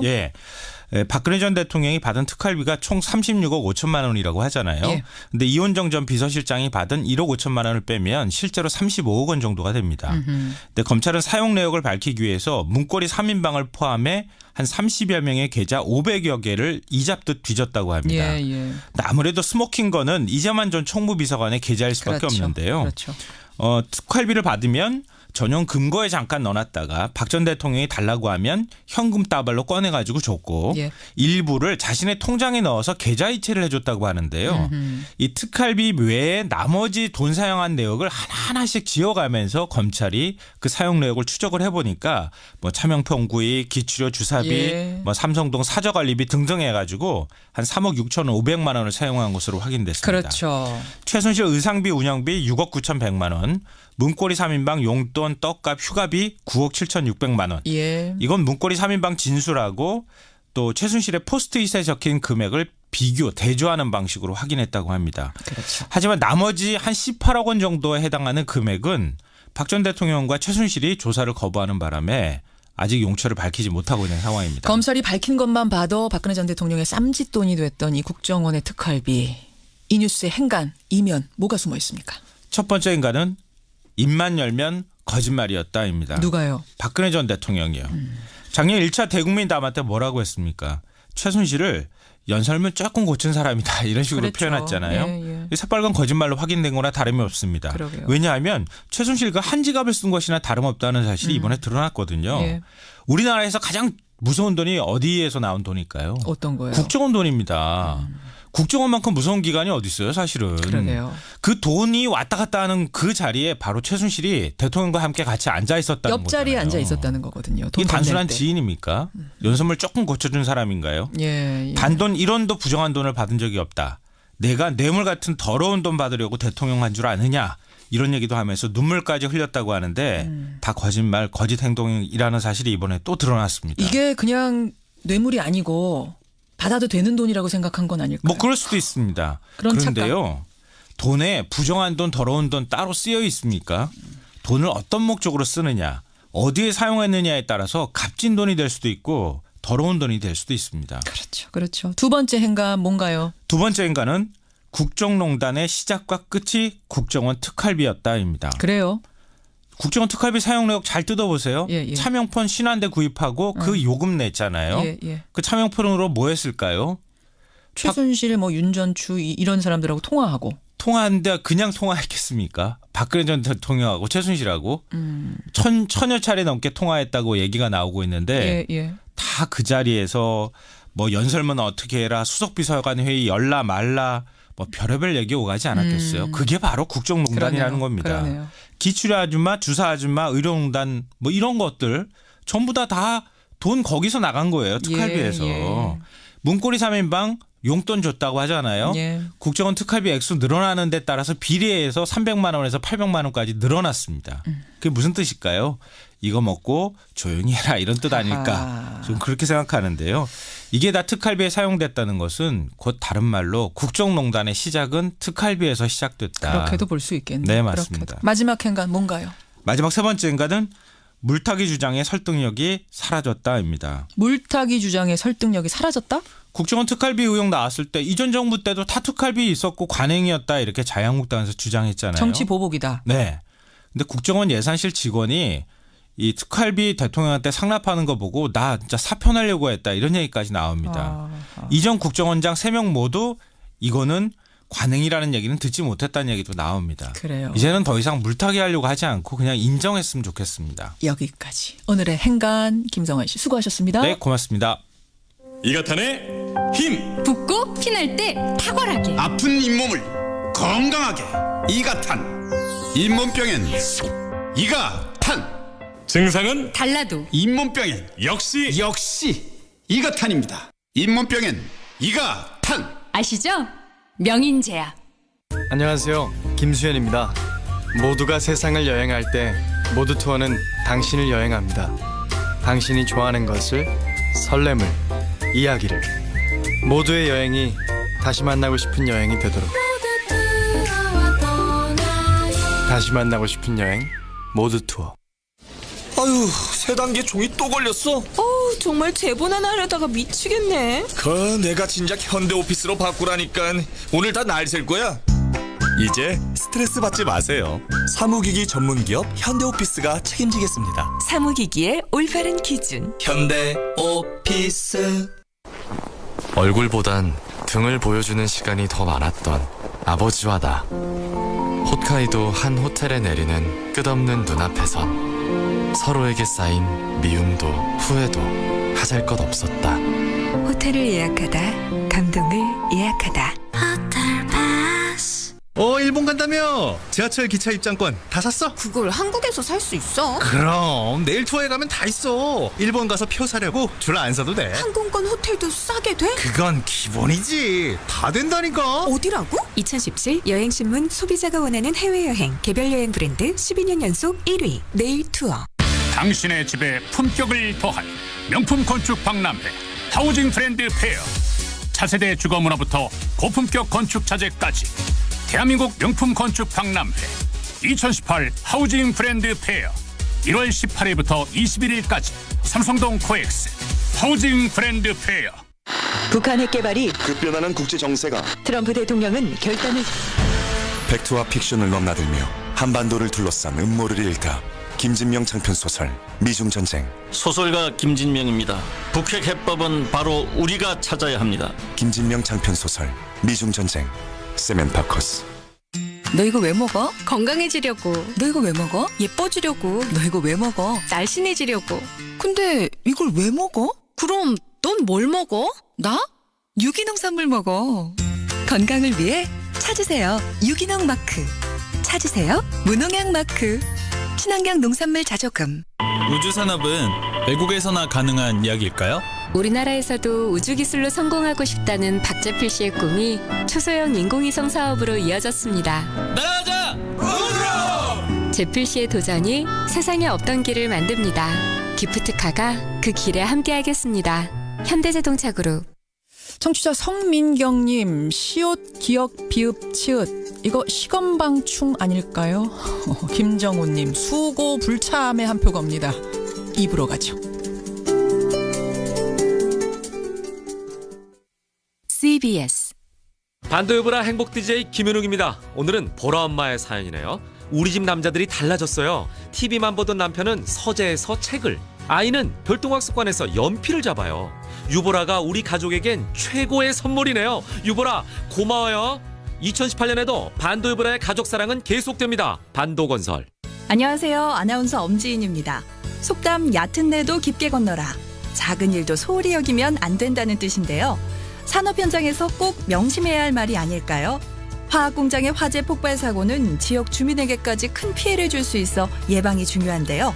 첫째, 정부는 유해 화학물질 취급 사업장의 지도 점검을 강화하고, 둘째, 사업주는 전문 교육, 사전 점검과 대응 훈련을 철저히, 셋째, 근로자는 안전 수칙을 꼼꼼히 준수하는, 이것이 바로 정부와 사업주 그리고 근로자의 안전 삼박자가 아닐까요?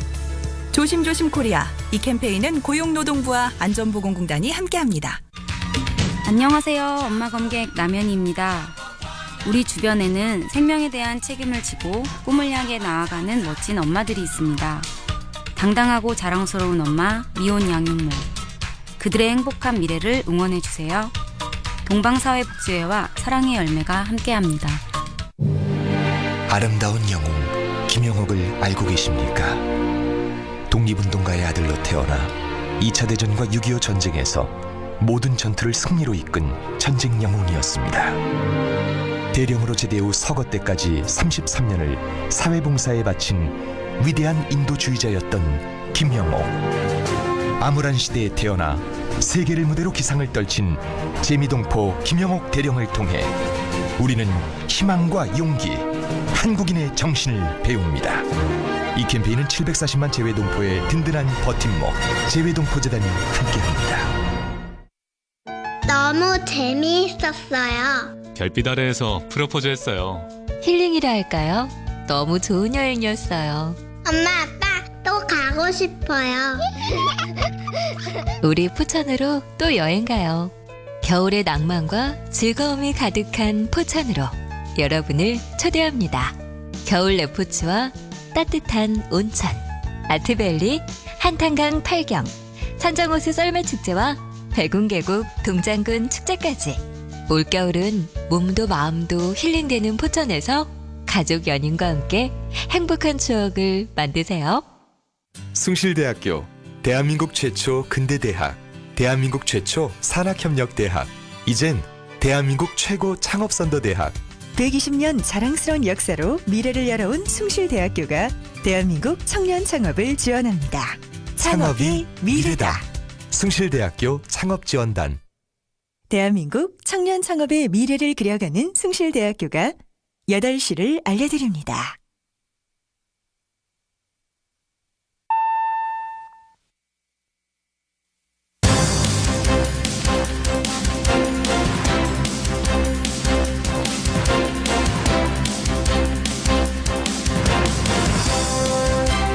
김현정의 뉴스쇼 2부 출발합니다. 여러분, 아이들 영어 교육 어떻게 하고 계세요? 어떻게 해야 할까요? 교육부가요, 이제부터 유치원에서의 영어 수업을 전면 금지시키겠다.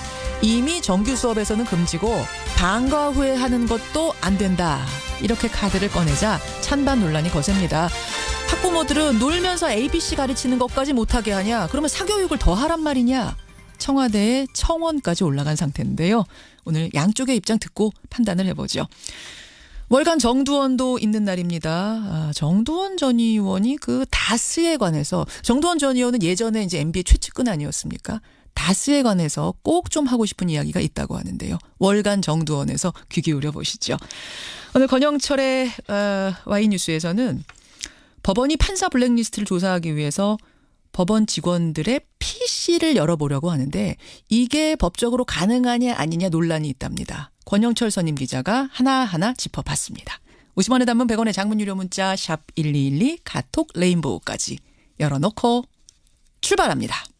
이가탄의 힘! 붓고 피날 때 탁월하게, 아픈 잇몸을 건강하게 이가탄. 잇몸병엔 이가탄. 증상은 달라도 잇몸병엔 역시 이가탄입니다. 잇몸병엔 이가탄. 아시죠? 명인제약. 바닷물을 마실 수 있는 물로, 더러워진 물을 다시 깨끗한 물로. LG의 수처리 솔루션이 물 걱정 없는 세상을 만들어갑니다. 옳은 미래 LG. 좋은 약은 잘 듣는다고 합니다. 그래서 구주제약은 잘 듣습니다. 아픈 사람의 말을 잘 듣고 아픈 몸의 소리를 잘 듣습니다. 세상에서 가장 잘 듣는 약을 만들기 위하여 잘 듣는 회사 구주제약. 지아씨 굿모닝. 요즘도 변비? 아니요, 굿모닝 S. 굿모닝 S? 네, 변비 치료제 굿모닝 S. 굿모닝 S. 네, 생약으로 만든 한방 변비약 굿모닝 S. 변비엔 굿모닝 S. 일하는 사람들의 정치 시대를 여는 민중당, 민중의 직접 정치를 실현하는 민중당, 광장의 주인에서 정치의 주인으로 민중당, 민중이 행복한 나라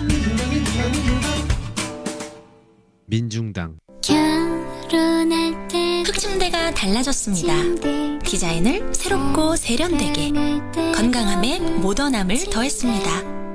흙에서 숲을 만난다면 이것이 진짜 흑침대. 사랑해요, 흑표 흑침대. 지난 연말 교육부가요, 유치원과 어린이집의 방과 후 영어 수업을 전면 금지시키겠다 이렇게 밝혔습니다. 아직 시행 일정하고 방법이 확정되진 않았지만 계획이 발표된 것만으로도 지금 찬반 논란이 거셉니다. 잠깐 제가 배경 설명을 드리자면요. 이미 초등학교 1, 2학년 방과 후 교실에서는 영어 수업 금지됐고요. 유치원의 정규 과정, 이걸 이제 누리과정이라고 하는데 그 누리과정에서도 영어 수업은 금지됐습니다. 하나 남았던 것이 유치원 방과 후 교실인데 이제 그 방과 후 특성화 수업에서조차 영어를 금지시키겠다. 이렇게 되는 겁니다. 그러자 학부모들 불만이 상당합니다. 이건 너무도 현실을 모르는 조치다. 그러면 학원으로 가라는 얘기냐. 청와대 청원까지 올라갔는데요. 결정을 해야 하는 시간이 다가오고 있습니다. 찬반 양쪽 의견을 듣고 판단을 해보시죠. 여러분의 의견 보내주십시오. 먼저 방과 후 영어 수업 금지에 찬성하는 분이세요. 서울대 영어교육학과 이병민 교수 연결을 해보죠. 교수님 안녕하세요. 네, 안녕하세요. 말하자면 유치원에서의 영어 교육은 그게 정규 수업이 됐든 방과 후가 됐든 전면 금지다라는 건데 공감을 하신다고요?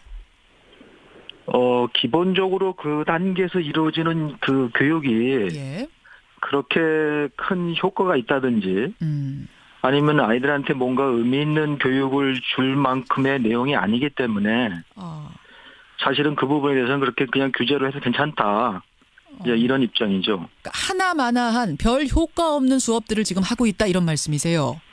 예, 제 개인적인 경험을 보면은 그 또래 아이들에게 필요한 적절한 어떤 교육 형태가 주어지는 것이 아니고 그 교육을 제공하고 있는 강사라든지 아니면 교재 내용이라든지 교육 방식 뭐 이런 것들이 그렇게 썩 효과적이지 않다. 그런 그 생각을 하기 때문에 과연 그게 일주일에 한두 번씩 이루어지는 것이 부모들한테는 뭔가 그 위안을 줄 수 있을지는 모르겠지만 그 또래 아이들한테는 그렇게 썩 그 적절한 교육 프로그램이 아니다라는 생각입니다. 차라리 그 시간에 뛰어놀아라 이제 이런 말씀이세요. 그런 시간 뭐 놀거나 아니면 뭐 유치원 뭐 보모 선생님들하고 더 풍부한 어떤 언어적 소통을 할 수 있는데 오히려 이제 그런 기회를 박탈할 수도 있는 것이죠. 그런데 이제 학부모들은 이런 얘기들 하십니다. 아니 뭐 유치원에서 아이들 나이에 어울리지 않는 주입식 영어 교육하는 것도 아니고 그냥 ABC 노래 배우고 영어로 게임하고 그런 수준의 영어인데 자연스럽게 영어와 친해지는 정도라면 이거 할 수 있는 것 아니냐, 좋은 것 아니냐 말씀하시는데요. 근데 그게 자연스럽다라는 것이 뭐고, 그 다음에 그 또래 아이들한테 그런 식으로 영어 교육을 시키는 목적이 뭐냐. 사실은 그거에 따라서 다르게 판단할 수 있는데, 제가 보기에는 그것을 언어 교육이라고 시키고 있다면은, 사실은 제가 보기엔 거의 그 무의미한 내용들이 많거든요. A, B, C, D 이런 노래 배우는 것도 무의미해요, 교수님? 근데 그 노래를 배우는 것이 아이들이 영어를 배운다고 생각하고 노래를 배우면 상관없고.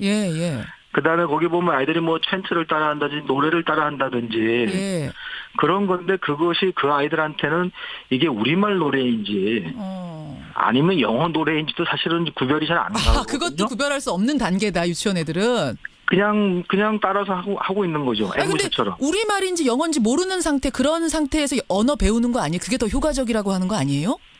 근데 언어라고 하는 것은 소통의 도구이기 때문에 내가 무슨 말을 예를 들어서 물 이렇게 애가 한마디를 하더라도 그 말 속에는 나한테 물을 달라든지 아니면 내가 갈증이 난다든지 이런 의사를 표현하는 거잖아요. 그렇죠. 그런 의미가 아무것도 없이 그냥 예를 들어서 물 한다고 했을 때 그게 말을 한다고 볼 수는 없거든요. 그러니까 아이들이 노래를 부르고 뭐 이렇게 챈트를 하면서 선생님이 하는 걸 따라하지만은 그 말 속에 그 영어 표현 속에 자기의 생각이나 뜻이 담겨 있느냐 하는 거죠. 담겨 있겠는가. 그래도 뭐 워터라는 거 하나 배워서 워터 이렇게 한마디를 물이라고도 할 수 있고 워터라고도 할 수 있고 자연스럽게 할 수 있으면 뭔가 자연스럽게 영어 배우는 거 아니에요? 근데 제가 보기에는 그 또래에는 그렇게 자연스럽게 언어를 배우려면 사실은 모국어와 같은 그런 환경이 만들어져야 되거든요. 정말 자연스러운 환경? 네. 그러니까 그 아이들한테는 예를 들어서 자연스러운 환경에 놔두면 모든 언어를 다 배울 수 있는 능력이 있는 것이죠. 근데 그 영어를 배우는 환경은 그렇게 썩 자연스럽지도 않고 어차피 유치원 대단히 나가면 주입식으로 그렇죠. 대단히 주입식으로 뭔가를 가르쳐 주려고 하기 때문에 절대 자연스러운 환경은 만들어지지 않는 거죠. 자, 그런데 바로 그 부분입니다. 설사 효과가 없다는 선생님 말씀이 맞다. 그 이론이 맞다 하더라도 온 사회가 똑같이 영어 안 배우면 모르는데 현실을 봐야 된다. 즉 영어가 입시부터 취직까지 뭐 일상생활 곳곳에서 너무도 중요하게 쓰이고 있는 현실에서 어떤 집은 돈이 있으니까 어학연수도 보내고 그 자연스러운 환경으로 보내주는데 비싼 유아 영어 유치원 뭐 영어 학원 이런 것도 보내고 그렇게 할 수 없는 사람들은 할 수 없이 유치원에서 ABC 노래라도 배우는 것으로 위안을 삼고 이렇게라도 너희들 영어 접해라라고 하는 것이 현실 아니냐.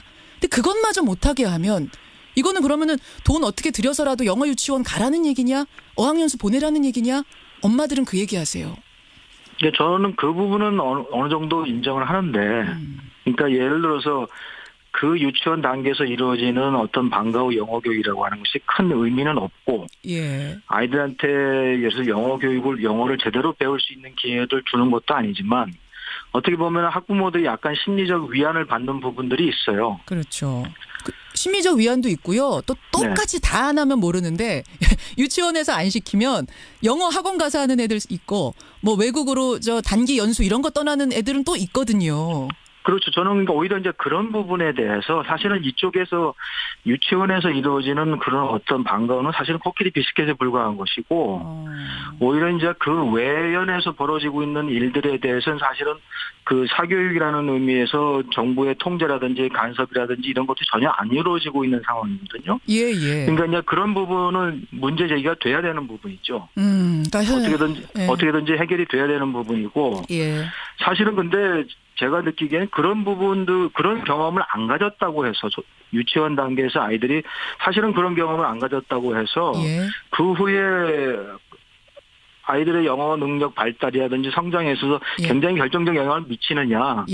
사실은 그렇지 않은 부분들이 많기 때문에 그 학부모들 그렇게 걱정하거나 염려하지 않으셔도 된다. 알겠습니다. 알겠습니다. 전문가의 소견이었습니다. 여기까지 말씀 듣죠, 교수님. 고맙습니다. 네, 감사합니다. 예, 서울대학교 영어교육학과 이병민 교수 이야기를 먼저 들었습니다. 학부모 한 분 연결해보죠. 유치원이나 어린이집에서 방과 후 영어 교실 정도는 할 수 있는 자유를 줘야 된다. 이런 입장이세요. 학부모 유은정 씨입니다. 유은정 씨 안녕하세요. 네, 안녕하세요. 아이가 몇 살입니까? 지금 현재 7살이에요. 7살 내년에 학교 가요. 네네네. 네, 지금 이제 일반 유치원 다니고 있는데 영어 시간이 있는 거예요? 네, 일주일에 한 2번 정도 놀이식으로 노래 부르면서 재밌게 하는 놀이 영어 프로그램 하고 있어요. 놀이 영어. 그 앞에서 교수님이 말씀하신 노래 ABC 배우고 챈트 배우고 이런 거. 네네. 아니면 뭐 스토리북 같은 거 읽어주고 이런 느낌의 재미있는 경험을 저는 시켜주고 있다고 생각하거든요. 네. 애가 스트레스 안 받아요? 네, 굉장히 재밌어하고 집에 와서도 재밌게 노래 따라 부르고 그 CD도 계속 돌려듣고 하거든요. 그래요. 네. 자, 유치원과 어린이집에서 이미 정규 수업에서는 영어가 금지돼 있고 방과 후 시간에 하던 영어 수업도 이제 금지시키겠다는 정책 왜 반대하십니까? 저는 유치원에서 지금 말씀드린 것처럼 아이가 굉장히 재미있게 하고 있고 그리고 지금 제가 이제 7세다 보니까 주위에 초등 엄마들의 선배들이 많이 있는데 결국에는 어떤 사교육에 관련해서 영어 유치원을 다닌 아이와 아닌 아이들의 어떤 수준 차이가 굉장히 심하다고 얘기를 많이 듣고 사실은 이제 영어 유치원이란 건 없고 영어 유아 학원이래요. 그래서 일반적으로 그냥 영어 유치원이라고 부르는 거기 한 100만 원 월 100만 원 내는 거기. 예. 네네. 그래서 이제 그런 데에서 오는 친구들이라든지 아니면 따로 또 사교육을 받아서 오는 친구들이 워낙 요즘에 많기 때문에 그런 수준 차이가 심하다고 생각을 하는데 현실적으로 저희 직장맘 같은 경우에는 시간도 없고 그렇게 무리해서 돈을 투자할 수도 없잖아요. 그래서 영어를 해줄 수 있는 시간도 없다 보니까 이런 유치원에서 하는 방과 후 영어가 사실 금액적으로도 부담이 좀 덜한 것도 사실이고 크게 효과는 없다고 생각은 하지만 그래도 그러한 어떤 세계 언어를 경험을 시켜주는 거에 대해서 그거를 기본적으로 막을 필요가 굳이 있을까라는 의견이에요. 효과가 별로 없을 거라는 건 어머님도 인정하세요?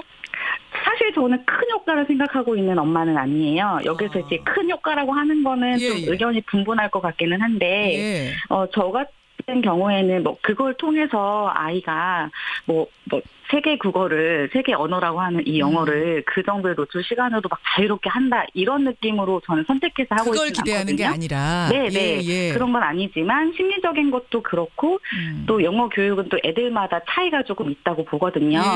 그래서 그렇게 유치원에서 하는 영어 자체로도 아이가 굉장히 흥미를 느끼고 집에서도 따라 부를 만큼 좀 어떤 교육적인 효과가 어느 정도 있는 친구도 있다고 저는 생각을 하고요. 그래요. 그래서 그런 어떤 엄마들이 선택할 수 있는 부분들을 너무 갑작스럽게 왜 없애는지는 잘 모르겠어요. 그러니까 앞에 교수님처럼 생각하는 부모들은 안 시키면 되고 위안을 삼고 싶은 부모들은 시키면 되는데 왜 그거를 일절 그냥 금지 이렇게 해버리느냐, 자유를 안 주고. 네, 저는 사실 그런 부분의 의견이거든요. 그렇게 생각하세요. 네. 근데 애들한테 효과가 없을 뿐만 아니라 이게 뇌 발달에도 별로 좋지 않다, 악영향 미칠 수 있다, 이런 전문가들 지적도 있어요. 그래서 아예 전면 금지 정책이 맞다라고 생각하시는 분들도 계시는데요. 근데 이제 제가 봤을 때 그런 부분은 어떤 그 방과 프로그램도 조금 차이가 있다고 저는 생각을 하는데요.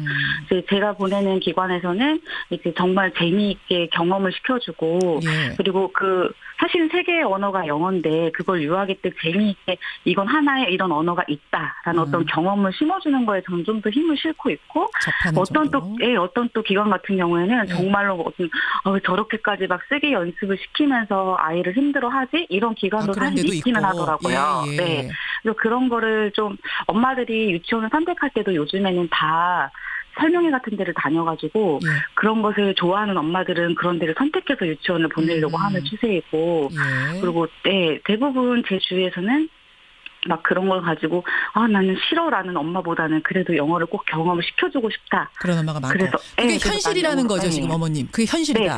그럼 만약 정말 정부도 생각을 해야 되고 우리나라 영어 교육도 입시도 무시할 수는 없다. 입시도 무시할 수는 없는 것 같고요. 그럼 만약 정부가 이대로 이 방침, 그러니까 유치원 어린이집에서 방과 후 영어 교육도 금지 이렇게 나간다면 현실적으로 어떻게 될 거라고 보세요? 불안해서 사교육으로 가실 거예요? 어떻게 하실 거예요? 저는 사교육을 사실 하고 있거든요. 근데 더 하고 싶어져요. 그래요? 그리고 제 주위에서는 나는 그렇게 되면은 난 사교육을 시켜야 될 것 같아라는 엄마들의 의견이 더 많아요. 더 많아요. 네네. 알겠습니다. 여러분 어떻게 생각하십니까? 현실은 이렇고 이론은 저렇습니다. 그렇다면 정부는 어떻게 하는 게 나을까요? 여러분의 의견 받으면서 여기서 인사드리죠. 어머니 고맙습니다. 네, 감사합니다. 7살 아이를 유치원에 보내고 계신 분이세요. 학부모 유은정 씨까지 만났습니다.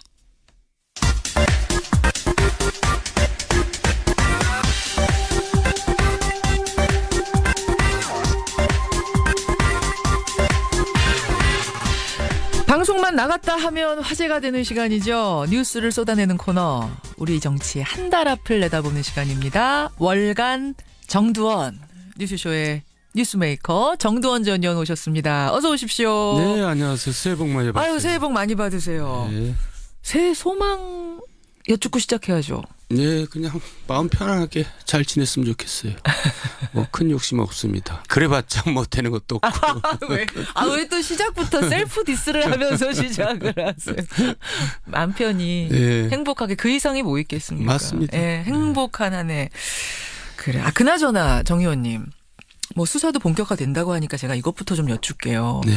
한때 이명박 전 대통령의 측근이었던 거 이거 부인 안 하시잖아요. 물론 나중에 뭐 돌아서셨습니다만 어쨌든 측근이었는데 다스 MB 겁니까 아닙니까? 국민들이 그거를 몰라서 물어보겠어요. MB 건지는 다 압니다. 근데 요구를 하는 거예요. 네 거 내려서 미안합니다. MB 당신 건데 이 기회에 포기할래? 아니면 어디 좀 굳은 일 좀 당할래? 그 둘 중에 하나를 선택하라고 요구하는 거죠. 어차피 아는데 어차피 당신 건 줄 아는데 그냥 그러니까 내게 아니라고 하는 순간 이제 대박 터진 거죠. 그 친형이랑 처남댁이랑 또 친구랑은 그렇잖아요. 그러니까 그게 8조짜리 회사라는 거 아니에요? 맞아요. MB가 내게 아니라고 그러면 그 사람들 거가 되는 겁니다. 이상은 씨 뭐 이런 사람들 대박 나는 거예요. 그러니까 그걸 포기를 해야 돼요. 지금 그 시점에 와 있는 거예요. 그러니까 국민들이 그걸 요구하는 거예요. 그러니까 국민들보다 우리가 어떻게 보면 더 모르는 거죠. 국민들은 다 MB 거 알면서 너 그거 포기할래? 아니면 네 거 해갖고 굳은 일 당할래? 그렇게 이제 요구하는 거죠. 그러면 MB 거라고 얘기하는 거 들으신 적도 있어요, 전에? 그 전에 그러니까 이제 뭐라 그랬냐면 정세영 회장하고 되게 친해요, 두 분이. 정세영 회장이 현대자동차 회장이었잖아요. 그렇죠. 그러니까 정세영 회장이 이제 권유를 한 겁니다. 뭐라고요? 당신도 뭐 좀 하나 해서 챙겨라. 왜 남 좋은 일 시킬 건 뭐 있냐. 그래서 이제 그거를 하게 됐고. 자동차 부품 회사니까 다스는. 심지어는 현대건설에서 공장까지 지어줬다는 거예요. 정세 회장이 그렇게 하라 그래서. 그러니까 이제 왕 회장도 다 묵인하에 자기는 하게 된 거다. 그때는 이제 서울시장 시절이니까 그렇게 설명을 한 거예요. 왜 그렇게 설명을 했냐. 내가 이걸 꼬불 쳐가지고 꽁수로 몰래 내가 한 게 아니라 다 인정받고 다 한 거다. 공개리에. 그거를 주변에 그냥 다 얘기하고 다녔어요. 그렇죠. 숨길 이유가 없는 거였으니까. 근데 그 얘기가 지금 자승자박이 될 수가 있는 얘기가 된 거죠. 그렇군요. 제가 또 이렇게 얘기하니까 또 뭐 댓글들이 달아오는데 무슨 배신자 뭐 이렇게 못 달아오는데 이게 좀 누가 얘기하면 그런 댓글을 또 달아요? 아니 많이 달죠. 근데 배신은 이명박 대통령이 나한테 때린 거지. 내가 이명박 대통령 때린 게 아니에요. 좋은 나라 만들자고 같이 해놓고 뭐 맨날 저런 식으로 했잖아요. 근데 내가 왜 배신자입니까? 그럼요. 제가 형님 출마하면 안 되고 형님이 개입하면 안 된다 이러다가 밀려난 거잖아요. 맞아요. 옳은 소리 하다가 옆에서 옳은 소리 하다가 댓글 보면 배신자 뭐 이런 게 하도 많아서 제가 열받아가지고. 울지 마세요. 지금 울먹울먹하세요. 정두원 전 의원. 정두원 전 의원이 배신한 게 아니라 이명박 전 대통령이 배신한 거죠. 한 거면 분명히 이건 하고. 어쨌든 다스는 내 거다라는 얘기. 이거 내가 하라고 현대 쪽에서 권유해서 차린 거란 얘기를 주변에 다 했단 얘기예요. 그러니까 내 거다라는 얘기가 아니라 이제 창업을 한 거죠. 내가 그게 그 얘기인 거니까. 그리고 이제 그 명의를 이제 그 사람들 명의로 해놓은 거죠. 그렇군요. 왜 자기 명의로 안 한 거예요? 그 회장이 자기 명의로 그렇게 하면은 이상하죠. 회사에서. 그러니까 그 당시는 현대 사장이었는데 그러면서 자회사를 또 차린다는 게 이게 맞지 않으니까. 안 맞는 거죠. 그러니까 다 그렇게 한 겁니다. 그러다가 이제 지금 그거를 자기 아들 명의로 돌리기 위해서 지금 작업들을 하고 있잖아요. 이시영 씨. 이제 그 작업을 이제 스톱을 해야 될 시점에 와 있는 거죠. 그럼 이상은 씨만 대박 나는 거네. 형님만. 거죠. 대박 8조짜리. 지금 그러면은 그걸 물으니까 이명박 전 대통령 MB가 그거 왜 나한테 묻느냐. 역정을 내고 막 이랬잖아 기자들한테. 진짜 좀 마음에 안 들죠. 뭐 그렇게밖에 얘기할 수 없겠죠. 할 수 없는 상황이어서. 알겠습니다. 그러면서 밤잠을 설칠 수 있겠어요. 이거 8조짜리 회사 이거 어떻게 해야 되나. 굉장히 그럴 것 같아요. 왜냐하면 정말 돈에 대해서는 집착이 강하신 분이거든요. 그래요. 그러니까 그 대통령 재직 시절에 그 140억을 김경준으로부터 받아냈잖아요. 그 와중에. 그 많은 소액 피해자들이 받아야 될 돈을 그냥 혼자서 다 받아내잖아요. BBK. 그것도 대통령 재직 시절에. 저는 그게 너무나 지금도 좀 가슴이 아파요. 그 공사 구분을 그렇게 못하시나. 꼭 그 돈을 대통령 재임 시절에 받아냈어야 했나. 물론 재임 시절이니까 받아내기가 편했겠죠. 그렇죠. 너무 심했어요. 그런 게 마음에 안 들어서 결국은 갈라서신 거잖아요. 난 같이 못하겠다. 지금 다 국민들이 그래서 싫어하는 거겠죠. 알겠습니다. 정두원 전 의원 다스부터 확실하게 좀 못 받고 시작했습니다. 월간 정두원 한국당 얘기부터 해보죠. 한국당. 새로운 원내대표 뽑혔고요. 바른정당에서 대거 복당해서 자리까지 잡았고 그분들. 한국당 이제 좀 풀리는 겁니까? 아니면 여전히 답답한 겁니까? 지지율이 맨날 똑같잖아요. 뭐 10몇 프로 뭐 거기서 못 벗어나는. 왜 그런 거예요? 왜 못 벗어나는 거예요? 뭔가 혁신하려고 계속 노력은 한다고 하는데. 그러니까 한국당은 지금 쉽게 얘기하면 태극기 플러스 영남만 있는 겁니다. 여전히. 나머지 건전한 보수라고 할 수 있는 세력들은 다 떠났거든요. 안 돌아오는 거죠. 왜냐하면 한국당의 면모가 돌아올 수 있는 면모가 아니에요. 그리고 간판부터가 그 간판 보고 누가 건전한 보수가 돌아오겠어요. 왜요? 자유한국당 간판 왜요? 왜 자유한국당 왜요? 자유도 좋고 한국도 좋은데. 그 간판 말고 얼굴 말이에요. 얼굴. 인물들. 특히 간판 얼굴. 홍준표 대표. 꼭 그렇게 얘기해야 되겠어요. 그렇게 개인 디스 또 하기 싫어서. 이건 얘기 안 한 걸로 할게요. 하여튼 간판 그분. 정부 여당으로서는 이보다 더 좋을 수 없는 대표가 이제 하고 그 당을 맡고 있는 거죠. 최근에 그렇고 보니까 하나 큰 이슈가 된 게 그 통일나무 그림. 초등학교 4학년생이 그린 그림이 우리은행의 무슨 미술대회에서 대상을 탔어요. 그러면서 우리은행 달력에다 그걸 실었단 말입니다. 근데 이제 통일나무에 태극기도 꽂혀 있고 북한의 인공기도 꽂혀 있는 그림이었단 말입니다. 이걸 보고 이제 홍준표 대표가 강하게 비판을 했죠. 한국당이 집회도 하고 막 이런다는데 우리은행 앞에서. 이건 어떻게 보셨어요? 그러니까 이제 시대착오적인 거죠. 그래서 이제 태극기 플러스 영남밖에 안 되는 거죠. 그래서 지지율이 그거밖에 안 되는 거죠. 자 보세요. 지금 남북한은 유엔 동시 가입돼 있습니다. 그리고 대통령마다 대통령들이 뭐라 그러는 줄 아세요? 뭐라 그래요? 우리 정상회담을 하자 그랬습니다. 박근혜 전 대통령 가서 만났고 악수했고 정상회담이 꿈이죠 대통령들의. 그러면서 이것도 뭐 하자는 거예요. 그러니까 그걸 갖고 이제 냉전 사고방식에서 못 벗어난 시대착오적인 사람들인 거고 그래서 이제 이거밖에 안 되는 겁니다. 다른 거 다 떠나서 초등학교 4학년짜리가 종북이란 말입니까? 종북이란 말을 걔가 알아요? 그래서 그러고 나오는 사람들이 있는 한 정말 보수들이 다시 집권하는 건 유언하다 이거예요. 그래서 어떻게 좀 세월이 많이 흘러야 되겠죠.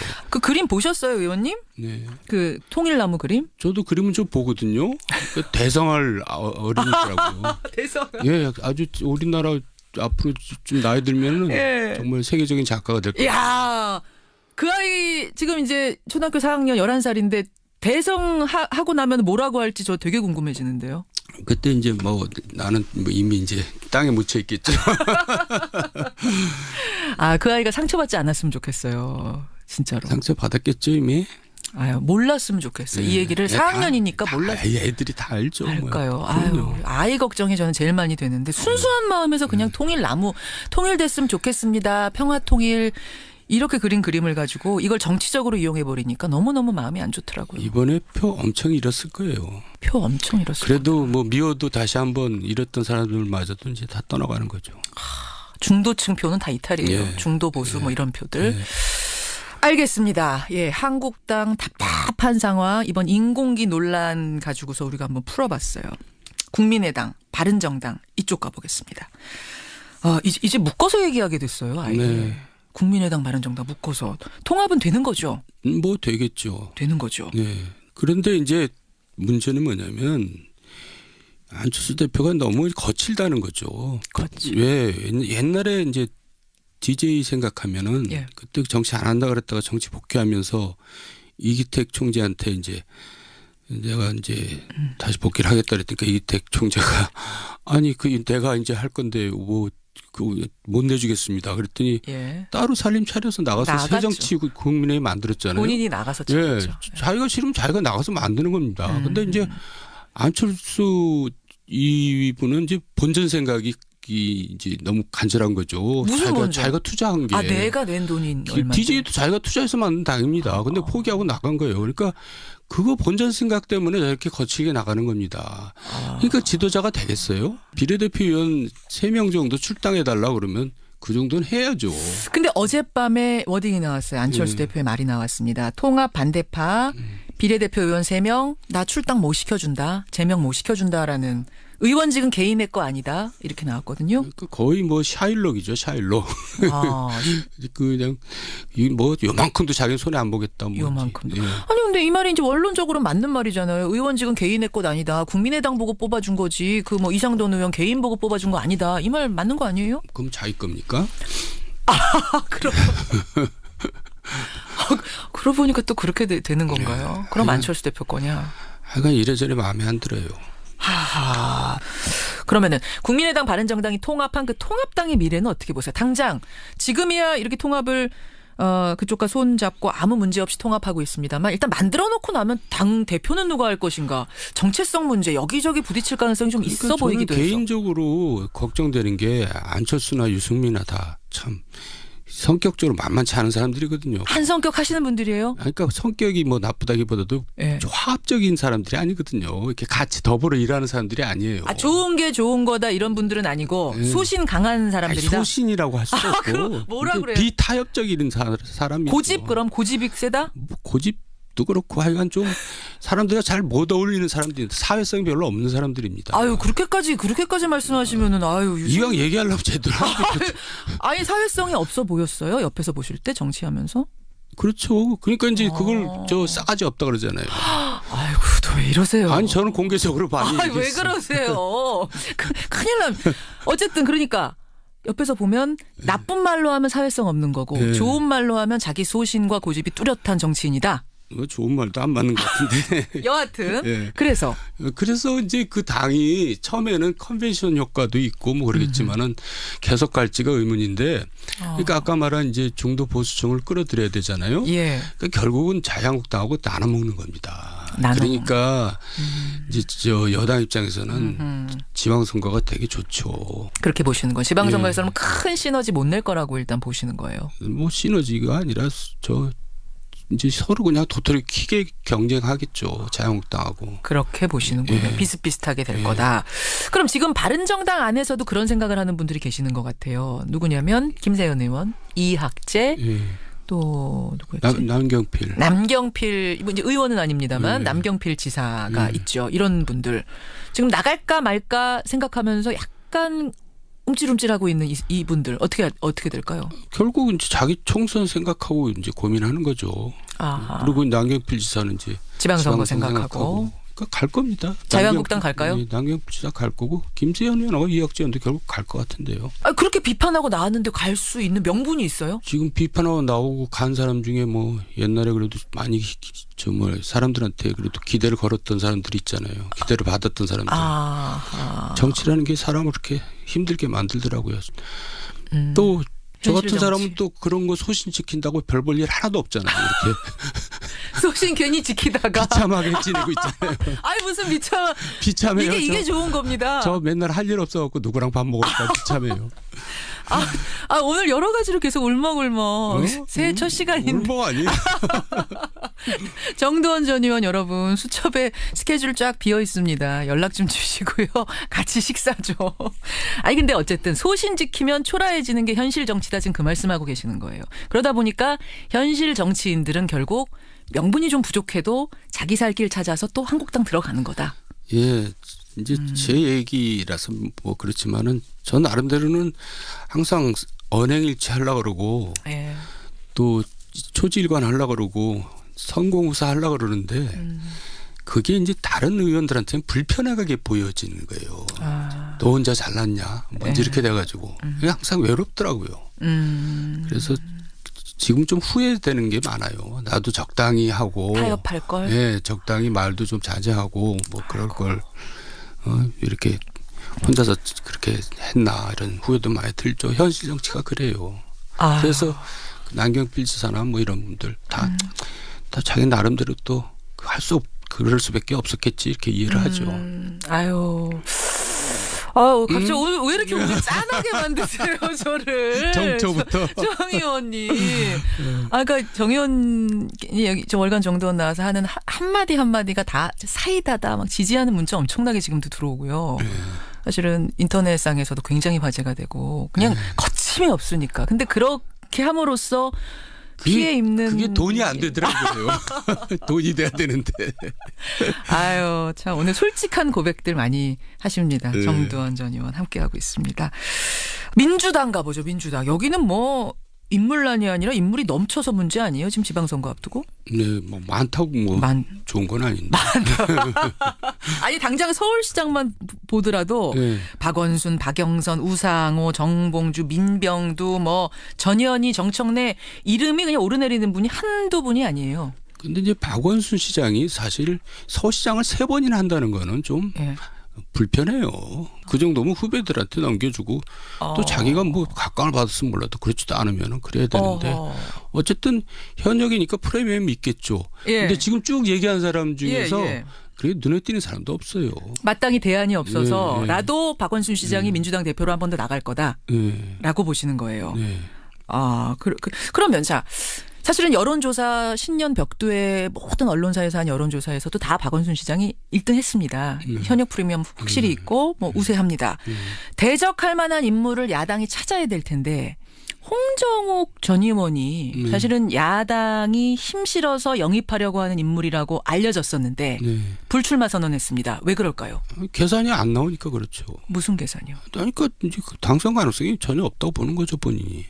홍정욱 계산 안 해보겠어요. 다 여론조사 해보고 다 해보죠. 홍 회장은 계산기 다 두드려 보고 아니다. 승산 없다 생각하고 깨끗하게 포기한 거다. 그렇죠. 그 야당은 결국 누구 내세워야 돼요 그럼? 없으니까 홍준표라도 나가야지. 그냥 하시는 말씀이요? 가능성 있는 얘기예요? 진짜 없을 수 있어요. 그렇잖아요. 나경원이 나가겠어요? 누가 나가겠어요? 나경원은 또 나갈 수 있죠. 나가는데 돈이 얼마나 드는데요. 그 많은 막대한 돈을 쓰고 떨어질 사람이 누가 있어요. 그렇군요. 경력 관리를 한다면 몰라도. 아까 계산기 두드려 본다는 얘기가 그런 의미예요? 그렇죠. 돈이 몇십억 들어가요. 그렇군요. 정두원 전 의원 어떠세요? 한번 도전. 돈이 몇십억 들어간다고 방금 얘기했잖아요. 알겠습니다. 야당에서 마땅한 인물이 지금 보이지 않는 상황. 홍준표 대표가 진짜 나가야 될지도 모르는 상황도 올 수 있다? 안 나가죠. 지구당 위원장을 뭐 저 경북에서 한다는 사람, 대구에서 한다는 사람이 나가겠어요. 아, 그건 아닐 거다. 아, 그럼 찾다 누구까지 가야 되는 거예요, 결국은? 굉장히 머리가 아프겠죠. 그러다가 진짜 경력관리상 필요하다고 생각한 사람이 나오겠죠. 알겠습니다. 자, 이렇게 해서 지방선거 얘기까지 잠깐 해봤는데요. 월간 정두원 보내드릴 때가 됐는데, 정두원 전 의원님, 시읒, 기역, 예. 비읍, 예. 치읒, 예. 이거 무슨 뜻 같으세요? 저도 뭐 고민해봤는데 도저히 답이 안 나오는데 그거 고민할 필요 없어요. 왜요? 왜냐하면 음주 카톡을 한 거거든요. 그러니까 이제 앞에 네 자는 이제 제대로 카톡을 음주로 했는데. 미음, 치읒, 시읒, 쌍기역 이렇게 해서 지금 김종석 의원이 이게 시민들한테 이렇게 댓글을 보냈다는 거예요. 예. 그거에 뭐 이제 미친 먹죠. 아유, 말하시면 안 되고요. 그거 안 되고요. 그렇지만 뒤에는 이제 그것도 지금 뭔지 아무도 몰라요. 비슷하게 하려고 그랬는데 잘못 친 거죠. 오타입니까? 음주 때문에? 음주 문자예요? 네, 그렇게밖에 안 보여요. 그거 갖고 고민하면 되겠어요?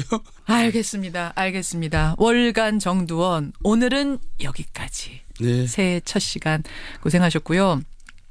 오늘 2번이나 울먹하셔서 제가 마음이 좋지가 않아요. 잘못 보셨네. 아유, 힘내시고요. 예. 힘내시고 새해 복 많이 받으시고요. 감사합니다. 고맙습니다. 월간 정두원이었습니다.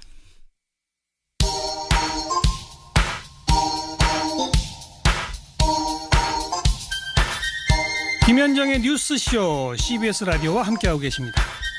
저는 퇴근길 시사자키 정관용입니다. 정두원 의원 응원합니다. 저하고 식사하세요. 이런 문자가 진짜 많이 들어왔어요. 정 의원님한테 이거 캡처해가지고 다 보내야겠네요. 예, 정두원 전 의원 응원한다. 식사 릴레이를 하자라고 5991님 이런 제안까지. 시원하다 사이다다 이런 얘기들을 많이 보내주고 계세요. 고맙습니다.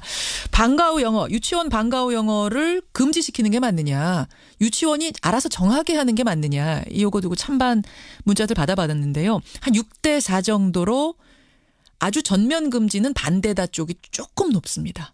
예, 문자가 금지하자 4, 금지 반대가 6 정도로 들어왔습니다. 최지형님, 그나마 서민들이 영어 교육 좀 저렴하게 시킬 수 있는 기회가 유치원 방과 후 영어였는데 그걸 빼앗는 정책 반대합니다 하셨어요. 반면에 6117님은 초등학생 2명을 둔 엄마입니다. 현재 엄마들이 불안한 그 마음은 알겠지만 유치원에서 영어 해보니까 크게 의미 없어요. 그 시간에 한국어 동요 배우는 게 훨씬 낫다. 이런 문자도 들어오고요. 반면에 차경미님, 현실을 너무 모르는 조치다.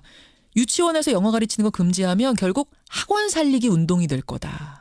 요즘 사교육비 때문에 얼마나 힘든데요. 라면서 현실을 좀 보고 정책 만들어라. 반면에 김혜성님은 아니 아이들 크고 보니까요. 유치원 때는 그저 뛰어놀며 경험하는 게 최고입니다. 멀리 보셨으면 좋겠습니다. 라고 학부모님들께 얘기하는 이런 문자도 들어오네요. 의견 좀 더 받아보겠습니다. 정책이 아직 확정 안 됐으니까요. 여론 듣고 결정하겠다고 합니다. 교육부에서. 여러분의 여론 보내주십시오. 고맙습니다. 권영철 선임 기자 어서 오세요. 안녕하십니까. 오늘 권영철 선임 기자가 가져오신 내용이 저는 이제 어떻게 풀어오셨을지 정말 기대가 되는 게 좀 어려운 문제거든요. 법원 얘기. 예, 법원에 지금 사법부 블랙리스트 의혹이 계속 제기돼 왔죠. 이게 벌써 한 2년 된 얘기인데 예. 지금 이제 김명수 대법원장이 취임하고 추가조사위원회를 구성을 했어요. 예. 그리고 그 의혹 관련된 PC 컴퓨터 4대에 대해서 이제 본인들의 동의 없이 조사에 들어갔습니다. 사법부 블랙리스트가 뭐야? 이런 분들이 많진 않으시겠지만 그래도 잠깐 설명해 주신다면? 뭐 대법원에 대해서는 반대 의견을 표시하거나 그런 판사들의 성향을 그렇죠. 조사해서 분류해 놓은. 여러분 연예인 블랙리스트, 뭐 문학의 블랙리스트 많이 보셨잖아요. 그것과 똑같이 사법부 안에서도 판사 블랙리스트가 있었다는 소문이 계속 돌았거든요. 예, 그렇습니다. 예. 뭐 그 사안까지 하면 너무 길어지기 때문에. 그래서 그 의혹이 있는 사람들의 PC를 예. 열어보느냐 마느냐 이게 지금 관건인 거죠. 그래서 대법원의 법원 행정처 PC 강제 조사가 정말 위법일까 이렇게 주제를 정해봤습니다. 자, 팩트부터 좀 체크해 보겠습니다. 강제 조사가 맞습니까? 강제 조사라 하면은 이제 이게 우리가 물리력을 동원해서 남의 PC를 조사하는 거잖아요. 그렇죠. 그렇지만 지금 대부분의 언론들이 보도하고 있는 기사의 한 문장을 보면은. 예. 대법원 법원 행정처가 대법원의 비판적인 법관의 동향을 파악 관리했다는 이른바 사법부 블랙리스트 의혹을 조사 중인 추가조사위원회가 의혹 관련자들의 컴퓨터를 당사자 동의 없이 강제 개봉해 조사를 시작했다. 이렇게 보도를 하고 있거든요. 예.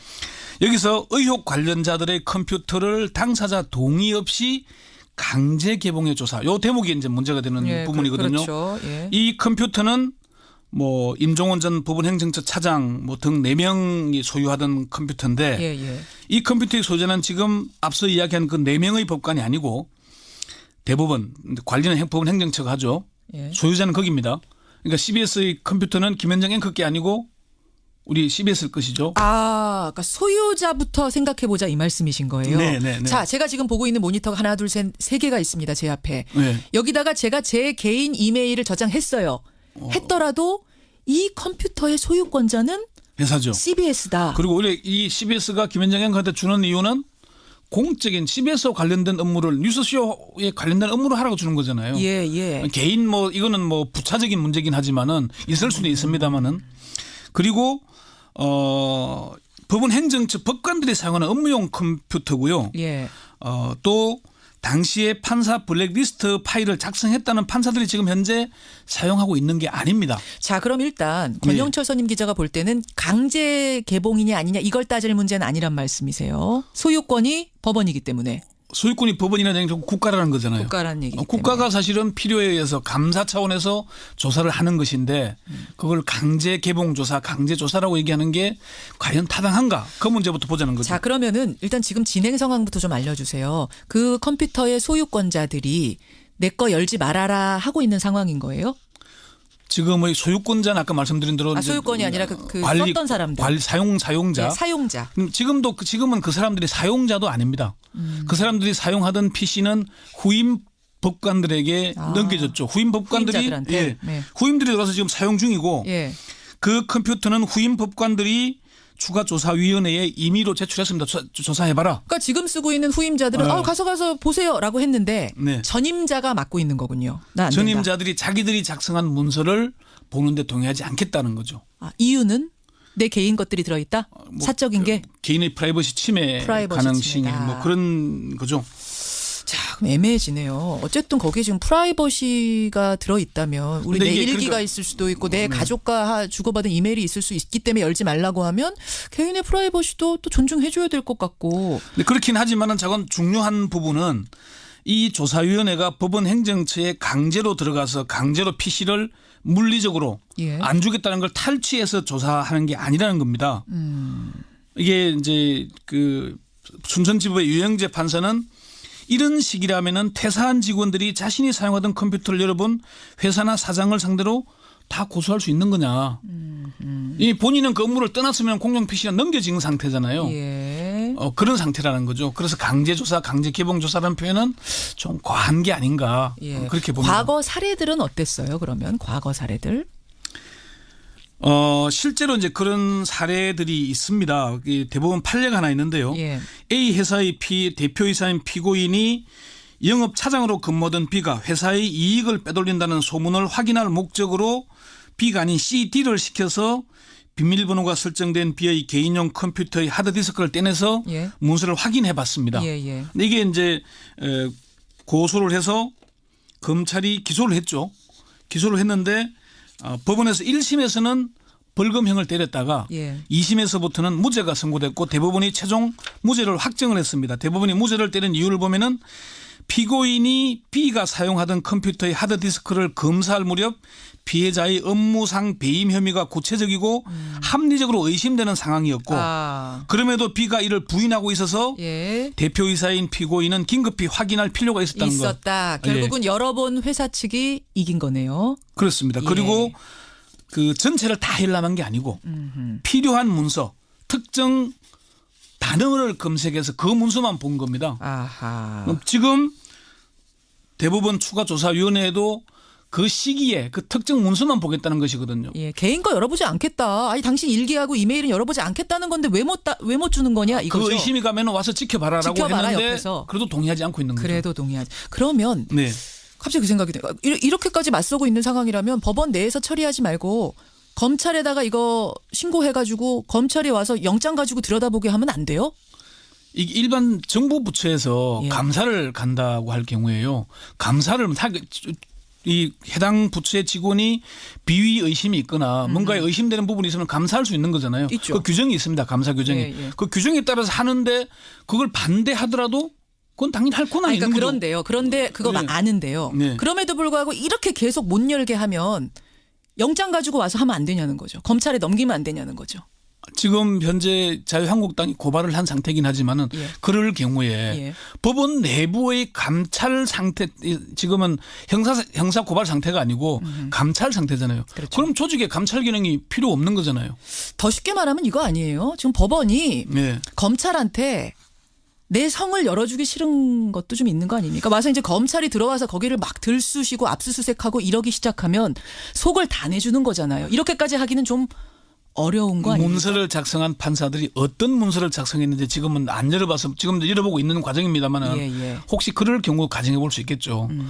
블랙리스트뿐만 아니고 다른 것도 나올 수 있으니까 특정 판결에 관했을 수도 있지 않겠습니까? 맞습니다. 의심을 하자면은. 근데 이게 뭐 이 특정된 건 아니지만 그럴 경우에 지금 사법부의 근간이 흔들리는 문제이기도 하겠죠. 그렇죠. 그러니까 법원으로서는 최대한 먼저 어떤 문제가 있는지 첫 번째는 블랙리스트가 정말로 작성된 게 있는지를 확인하고 싶었을 것이고 또 다른 것은 그 외에 다른 혹시 그동안 우리가 의심으로만 바라봤던 예를 들자면은 그 송환종 회장 관련 그 이제 4명 이완구 전 총리 그리고 홍준표 지금 자유한국당 대표 관련 판결 같은 경우에 특정한 판결에도 법원 행정처가 관여했을 수도 있지 않겠습니까? 그렇죠. 해서는 안 되는 일인데. 그리고 개연성 뭐 아주 무시할 수는 없죠. 그런 문서들이 나올 수도 있다면은 그걸 검찰에 주고 싶겠습니까?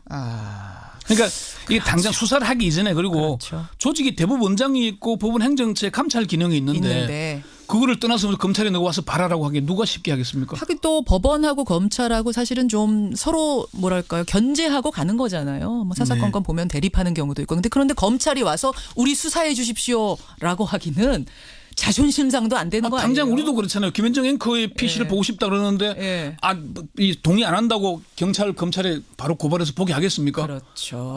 검찰이 와서 우리 편성국 PC 뒤지십시오 이러기는 쉽지 않은 거고. 아는 거죠. 바로 그 지점입니다. 그래서 일단 본인들한테 PC 내놔라. 법원 안에서 감찰에서 들여다보겠다라고 하는 건데 지금 대치하고 있는 상황. 어떻게 해야 된다고 보세요? 마무리. 그러니까 제일 중요한 게 본질은 이거라고 봅니다. 판사도 국민의 시금으로 급여를 받는 공직자죠.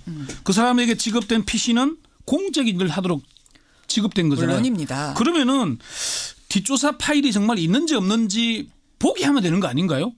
본질이 우리가 국정농단 사태 때 박근혜, 최순실 관련 태블릿 PC 문제 논쟁을 보자면은 제일 중요한 게 본질이 어떤 문서가 들었고 누구 소유냐 하는 거잖아요. 그런데 뭐 이건 내 소유가 아니다, 뭐 조작했다, 계속 주변부를 가지고 본질을 흔들잖아요. 지금도 제가 볼 때는 본질은 거기 어떤 문서가 들어있는가 보여주는 겁니다. 맞습니다. 또 본인 동의하에. 그러면 아무 문제가 없어요. 맞습니다. 그런데 그걸 끝까지 부인하는 건 정말 공개해서는 안 될 뭐가 있는 거 아니냐라는 의심만 사게 되는 거죠. 그런 의심을 합리적인 의심을 할 수밖에 없는 겁니다. 우리가 제발 좀 상식이 통하는 사회를 바라는 이유가 바로 그겁니다. 권영철 선임 기자. 괜찮으시죠 혈압은? 오늘 굉장히 흥분하셨어요. 고생 많이 하셨습니다. 권영철 선임 기자 수고하셨습니다. 네.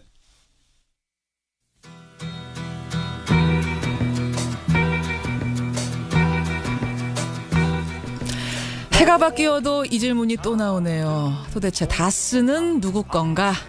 김현정의 뉴스쇼가 선정한 오늘의 노래입니다. 이장희 그건 너.